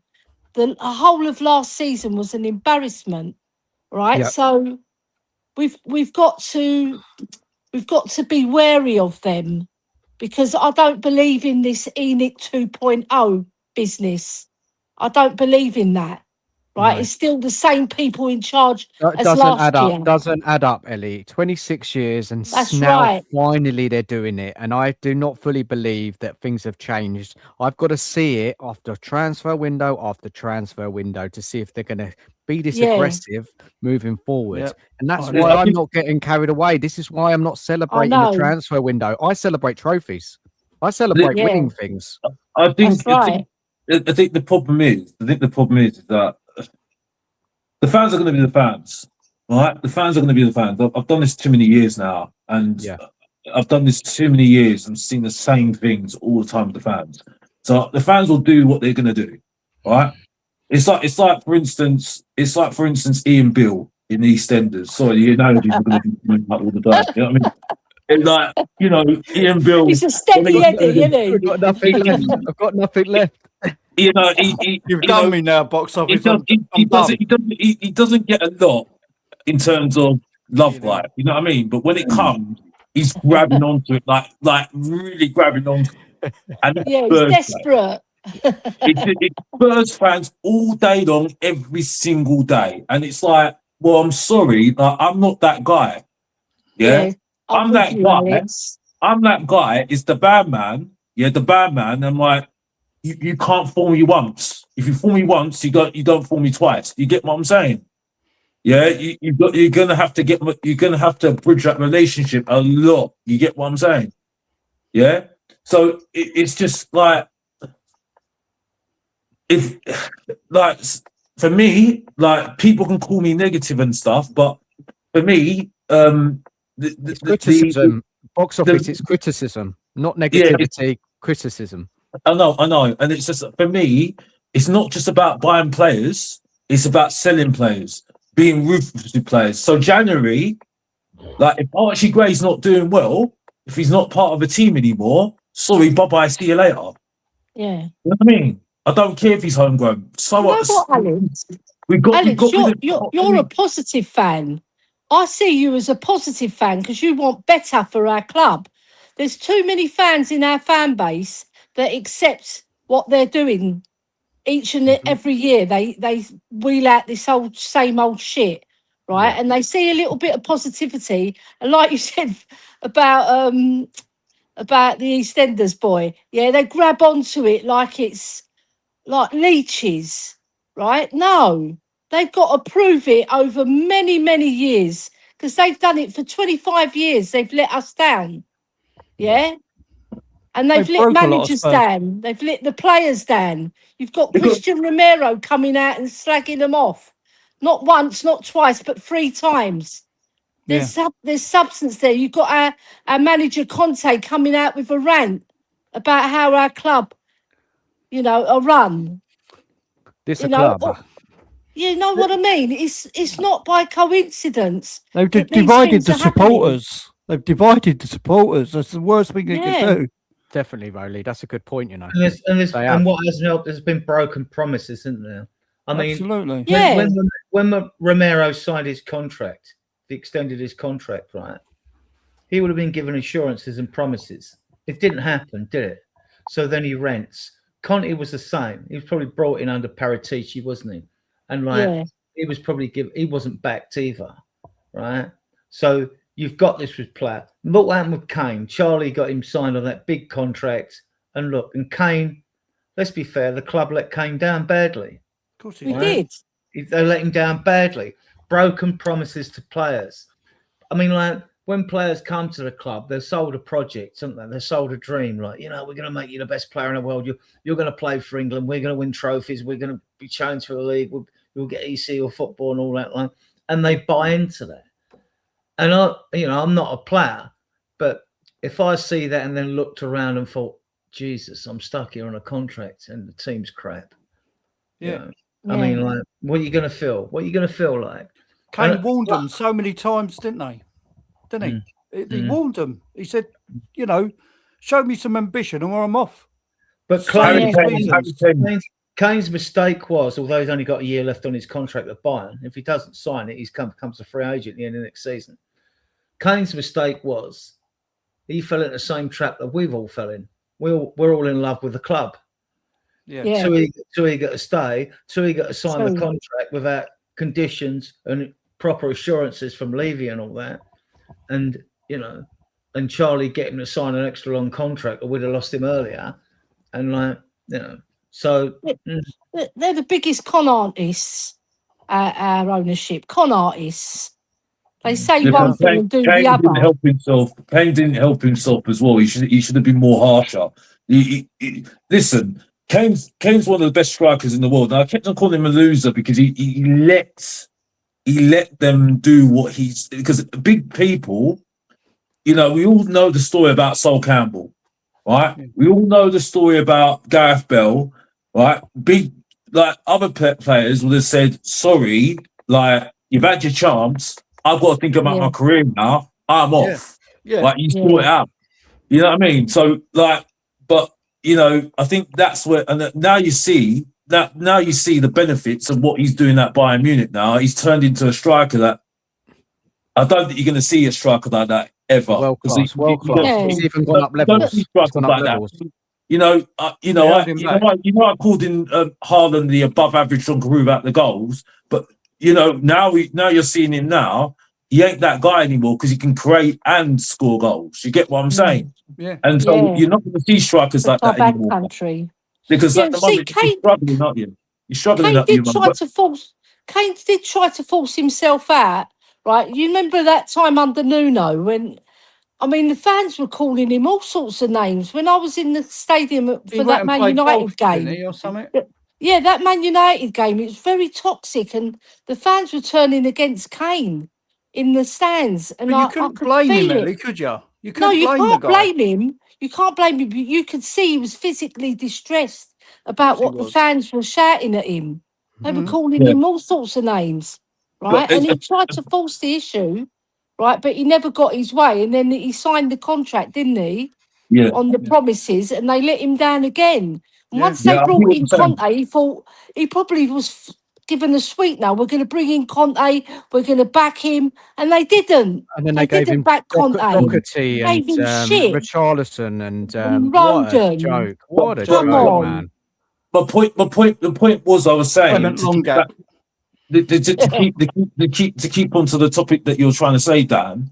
Yeah. Right. That for me at the moment, for them to move to show that they've changed, they need to sell as well as buy, and they're going to have to be ruthless. And if we want an example, like with Vukovic, that as well. Vukovic box office. Yeah. Well, that was impressive. That was good, but Vukovic pushed that through, though. That's the problem I had with that. Right, so I'm not going to give them that because Vukovic pushed that through. Because if Vukovic said, "I'm happy to stay," they would have kept. Very true. They would have kept him. So that was the key to that deal. Let's be honest here, right? Yeah. The people I'm looking at right now is Alderbear and Archie Gray, Bergvall, right? I'm looking at those three players. If you can't get into the team anymore, get rid. just a backup. They're going to be down in the pecking get your order money. anyway, aren't Get they? your money. Get your money. 50 million pounds, Yeah. 60 million pounds, whatever you want to get, right? Because you can sell them like that and say, well, he's homegrown. You sold this player for this much money. He should be this player, right? Yeah. Doesn't matter if it's more pressure on that player. You got to get your value for him and say, sorry, get your money for him, get a sell-on clause for him, like you did with Vucevic. Right? Stop getting sentimental on players. Just They're not get going rid to of get them. game time. They're not Arsenal going to did get game time because we've got Tonali, Gallagher, Bentancur, Fernandez. Sarr, he's not going to get a look in either. No, Sarr can And we've go got and all. 4 players going for free position. Then you've got Madison, you've got 5 players. Then you've got Kulu. So that's 6 Xavi. going for free Xavi, places. Yeah, when he come Xavi's back. going to be out to 2027. So we'll get him out of the equation for now. But when Is he that how comes long back, he's he's gonna going to be, be is it, Ellie? buying. Is it Wow. 2027? Is Yeah. it? That's what they reckon. Wow. Shit. It's Well, you're not It's getting yeah, rid of isn't it? Odegaard because he won't be fit before Christmas, so he's not going nowhere. Could go in No. January. So you'll see on that. You see what happens there. I don't know why they got him. Do you know what, guys? I think will definitely go. Yeah. Another thing that got me reading between the lines. Oh, Spurs have had talk with Bergvall. They want to keep it. Really? He's been away with Sweden. Mm. There's no talks with the club. It wouldn't surprise me if It's all Bergvall goes. made up. It's all made up. I mean, be like, careful. Be careful what you read. and you have to with the midfield. We you have said to he don't want to separate- talk about it anyway, Bergwell. Yeah, you have to separate the midfielders you think are going to be your defensive or, midfielders to your creative midfielders. So you've only got Maddison, as Alex had said. Love us to go and get Mainza Clouche for France to cover it until Xavi's back, and then you see. Then like whoever plays well you keep, and the other one you let go. He could do a fantastic job for us, Mainza Clouche, I think, as cover for Maddison. But then you're looking like you've got Tonali, Fernandez, Bentancur, Gallagher. I would Bloody keep hell. Gray. I think he's a fantastic footballer. When I've watched it, followed his career with great interest. I think it's fantastic. So I'd keep him. I would sell Bergvall. I would sell him. If he don't want to play, he's I would regressed. sell him. Yeah. But do you know what? No end products. Mr. Box Office made a fantastic point there. It's all well and good bringing all these players in, but we still got them all. All the other ones were supposedly not good enough. Last season we were told the players are not good enough. They're not good enough. Most of them are still here, and we don't look like we have a queue of teams queuing up to buy these players. So they're going to have to cut their losses on a lot of them. Yeah, well, Dragusin will go to Italy. Vicario will go to Italy. Sarr will go. People will snap him up, right? 10 mil. Richarlison will go either to Turkey or to the Middle East. That's where the interest is at the moment. And you'll get money for these, not like the 5 mils and 10 mils. Look, striker market, there's no one out there. So I get fans saying, "Oh, Richarlison, you'd be lucky to get 10 mil for him, right?" You'll get more. You'd probably get nearer 30 for him. Seriously, because there are no strikers out there. And if Richarlison went to say a Fulham or a Hull City or whatever it is that come up, or back to Everton, and he's always got more than double-digit goals each season. Not good enough, in my opinion, by a long shot. But he gives his all, even though he isn't good enough. And he would do a job for another team and probably keep them up. And keeping them up saves them hundreds of millions of pounds. So like, you'll get money for him. You'll get money for Sarr. You'll get money for Dragusin. Hasn't worked out for him at Spurs. You'll get money for Dragusin. Even Vicario. Dragusin's a good defender.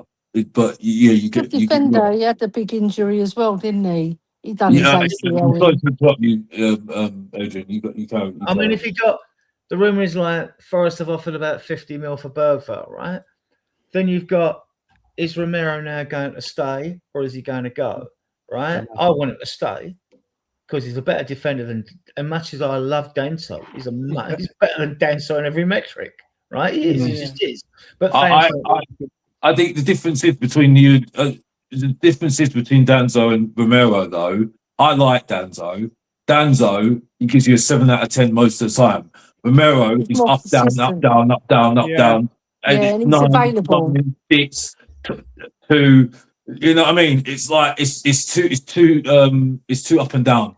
If you're going on pure football defending, yeah. As well, if you're going to take the captaincy off him, there's going to be a problem. There is a problem. Yeah. You know what I mean? Like, you can't come back from that.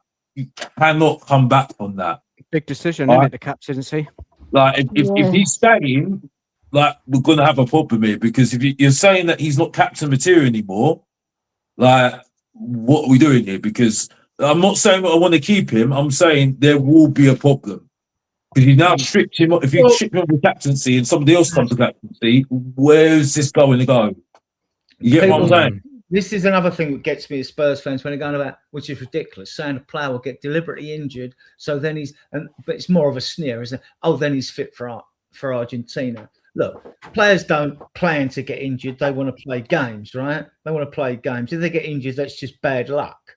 And then, like, to conflate it with, like, oh, cares more about Argentina and Spurs. Well, I'm a big fan of Romero. I mean, he played with a broken foot. He played with concussion at Brentford. He scored 5 goals last season, got the 2 goals at Newcastle, got us a draw. He rallied the team at half-time on the pitch in the Europa League final. I mean, the guy is a leader. People say, but to caveat that, he's had 41 yellow cards in 5 seasons, 6 red. All right, the one against Milan in Europe, that was reckless. A couple of them reckless. A couple of them he shouldn't have got. A couple of those reds he shouldn't have got. And with 41 yellow cards, if you split it up over 5 seasons, 8 and seasons, injuries, Adrian, and the injuries. Hold on, I'll come on to that. That's 8 a season, right? Which isn't a lot. If you get 5 yellow cards before the 18th game of the season, you get a ban. If you get 10 before the 32nd game, you get a two-match ban, right? You get them, right? So, and in his 5 seasons at Spurs, Romero's averaged 32 games. That's not good enough, man. Hold on. Well, that ain't good enough. Okay, let me come back. In VDV's 3 seasons at Spurs, he's averaged 32 games. As well. The same. Exactly the same. But no one moans about VDV because he's sexy and everyone loves him. Yeah, but he don't get sent off, does he? I think Romero's more sexy. That's not. Listen. I'm not. I don't. I would have sold him this season. I would have sold him in summer. So I'm being honest with you. He like beginning of the season, it was okay. Yeah, I thought he was actually growing into the role, but then you saw the ego kind of cracked a little bit, like come up with him a little bit. And let's be honest here, he made a lot of mistakes as well. His performances was less to be desired last season. You know what I mean? So both of them were very culpable, as well as what is it? Udoji's shine the final third, who for me is never fit. Never fit. And another person that's lucky as well to be in that team as well, who's got a new contract, which I wasn't happy about, is that Poro. Bloody overrated. Honestly. No, I'm sorry. Like, I'm not happy with them. I'm not happy with a lot of them. The only one that can hold his head up high, right, and he shouldn't have got a new contract, to be honest with you. I think we still should have got a new goalkeeper. It's Kinski. I'll give him that one. Yeah, I'll give him that one. And Bentancur, and you know me and you, Adrian, you know what I've said about Bentancur, the Juventus reject, and I've had to sit there and take some humble pie on him a little bit. Since he came back, he's been our best player. Am I lying? Yeah, Am I lying? He keeps the ball ticking over. He's one of those players you can rely on. He was our best player. But it weren't Archie Gray or Burval, wasn't it? It weren't Archie Gray or Burval.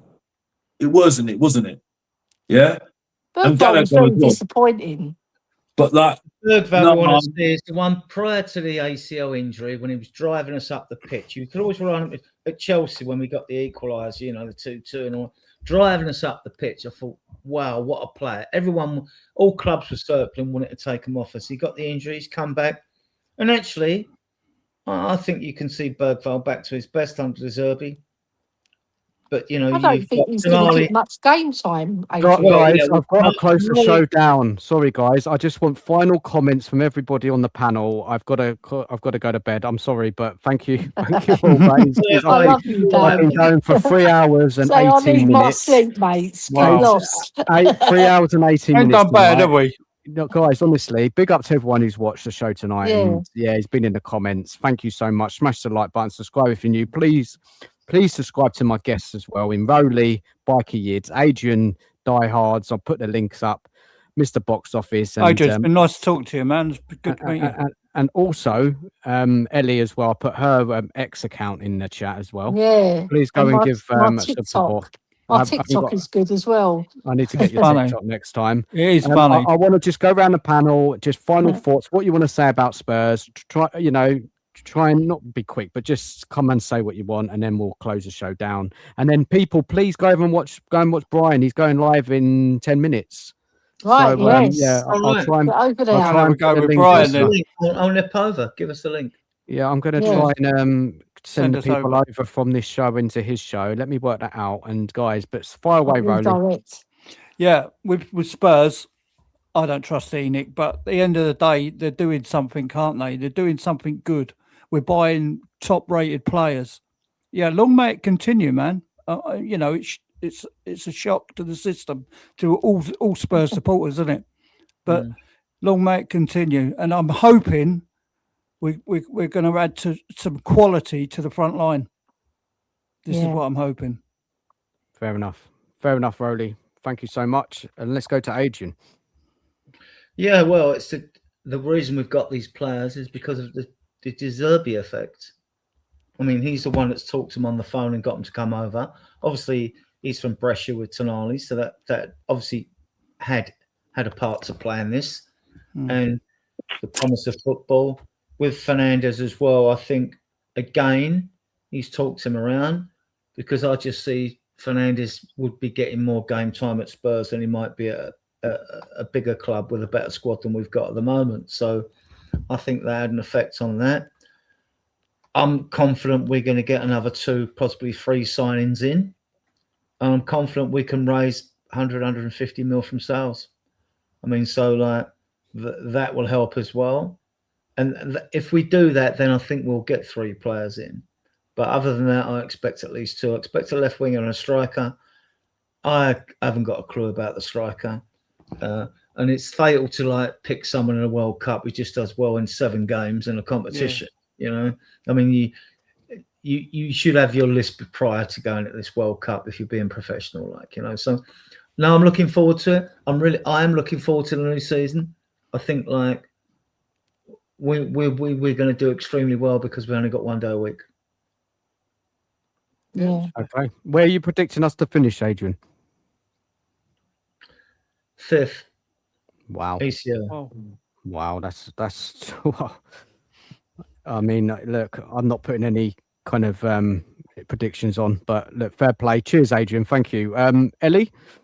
Yeah, with the prediction on where we're going to finish, it all depends who we bring in the forward line, and if we get that creative midfielder who can score. Because at the end of the day, we've got 2 creative midfielders who've had really bad injuries, and Maddison was struggling at the end of the season. Yeah, he came on for 3 games. We can see he wasn't quite there, so he's not going to be up to speed right straight away. All right, because you need game time, and pre-season is just like having friendlies. It's not really competitive, so we're not going to gauge how fit he is. Right, so I want to see a creative midfielder come in. I want to see a top striker come in, and someone like a Krupi who we can. Some people say it's a gamble. I don't see it like that, because the boy can play and he's technically fantastic. Right, so, and the left winger. And I think we need another right winger as well, because Kudos, we can utilise him in lots of different ways. All right. So, yeah. And with Kulu, he's going to be another one. But we have to ship out players as well, guys. We have to ship out the ones that we don't want. And then I'm excited, like Adrian, to see how we're going to play. We know De Zerbi plays on the front foot and he likes free-flowing football. The midfield is going to be packed. They're all going to be vying for that 1 game a week. You know, there's 6, 7 midfielders who are vying for 3 spots. Unless he plays a 4-man midfield, we don't know, right? But it's all exciting, and let's see what happens. But with the trust element with Enoch, they've got to prove to me over many, many windows that they really are intent on building a proper squad, just like Arsenal did. And look where they are now. They've just won the league. So if we can follow in their footsteps, it bodes well for the future. Yeah. Thank you, Ellie. Brilliant. Both, everybody, fantastic stuff. Box office over to you, mate, and then we're going to shut the show down, mate. My battery's about to die on my laptop. It's 5%. Well, I'll just keep it brief. Listen, it's good start, but it has to continue, and they need to stop trying to get their flowers in very early. The ownership right now, the individuals taking credit for things which is ridiculous after 5 minutes. Yeah. At the end of the day, yeah, I think, I do see where certain people are saying that we can do well next season. I think it's going to be a very interesting season next season, because I'm not saying that we're going to do well, but when you look at the top 6, there's a lot of transition in a lot of teams. Chelsea, Liverpool, Yeah. Liverpool, Man United, Man City, Aston Villa and Newcastle are having it difficult at the moment in terms of money because they haven't bought nobody at the moment. Only Newcastle got one signing. The only team that's not in transition is Arsenal, and Arsenal have got to defend their league title, and they haven't been in that position for years. I think a decade. So it feels like the Leicester City season when they won the league, because no one really knows where. The only thing that we can say right now is that Arsenal are favourites, because nothing's really changed. They're getting better players in. So, listen, one game a week, but we have to wait and see. And I do agree there is a De Zerbi effect, because he's the flavour of the month. Whether it's going to be long term, I don't know. And that's my thoughts. He's got a lot to prove, box office. De Zerbi, he hasn't done anything yet, so we've still got questions around him. There's a lot of pressure. There is going to be pressure on him. This spending at the moment is going to put some pressure on him, and we can't hide away from that, because I've been on rival channels, and that is just a natural thing of saying. You know what I mean? You can't not avoid it. You spend a lot of money. So, yeah, the expectations does go up naturally. Yeah. You know what I mean? So there will be pressure on him to do well next season. If he gets even more players, it heightens up the pressure. So, you know what I mean? I think it has to be top 10 if he gets all the players he wants, which especially the signings he's got at the moment. But he has to sort those goals in the team as well. So that's just my thoughts at the moment. You'll get more thoughts on this on Mr. Box Office TV, the signings right now, in a form of the best, worst, and bang average top 5 coming soon, and it is coming soon. Because I've got a few things to say. Anyway, before you sign off, one thing I'd like to say about De Zerbi, right? He was at Brighton. He got them Europe for the first time in their history, right? He was at Shakhtar Donetsk. The players were crying when he left. And he done a very, very good job at Marseille. Got them Champions League. Okay, they didn't really perform in the Champions League. They were very disappointing. But he's taken them to a level that, they're used to, because they'd fallen back, Marseille, right? So he has done a few things. And remember, Brighton are not the most fashionable club when it comes to, people thinking of a top club. They're there or thereabouts, but they've never really pushed on. So he did push them on, and he played very attractive football. So no pressure there, though, is there, Ellie? Really, at Brighton? No, there's no expectation. There's no pressure. At our club, there is. All right. So let's see what this season brings for him and for all of us. Sleeping giant, Ellie. We are a sleeping giant. We are. We're like a sleeping beauty. We need a kiss of death. No, yeah, in front kiss of goal. Kiss of life, sorry, not kiss of death. We've had the kiss of death for 25 years of it. Yeah, tell me about it. We've been sleeping a long time, man. Yeah. It's that time we woke up. Yeah. Right, guys. Other teams are taking note now. Well, we'll see. Guy's coming in, man. We're shutting down, mate. come in and say hello, and then we're going, Yeah, mate. we're, yeah, we're- no, we're- There he is. I, we're shutting down, mate. I know, You're a I bit know, late to I the know. party. I just wanted to come in and say you guys are fucking goated. Let's Yeah. go. Cheers, Savage. cheers, guys. Listen, guys, big up chat. Please like and subscribe. Please like and subscribe. Go and subscribe to my guests. Hang in there because you're going to go over to Brian Tottenham on tour. He's going live in 3 minutes. This stream, when it ends, it should just go straight to his show. Go in there, smash the like button. And yeah, I appreciate everyone watching the show tonight. Big up to all my guests. Dan. Big up to Rowley, Adrian, Guy for their little box office. Cameo role. Ellie, Cookie earlier. We had It's a Scott on cameo. It's earlier. a cameo. Cookie, Yeah. Cookie, and who else did we have on? Anthony. And yeah, so big up to you all. Take care. Yeah, big Good up. night, everyone. Come on, you Spurs. Come on, you Spurs. Good night. Come on, you Spurs.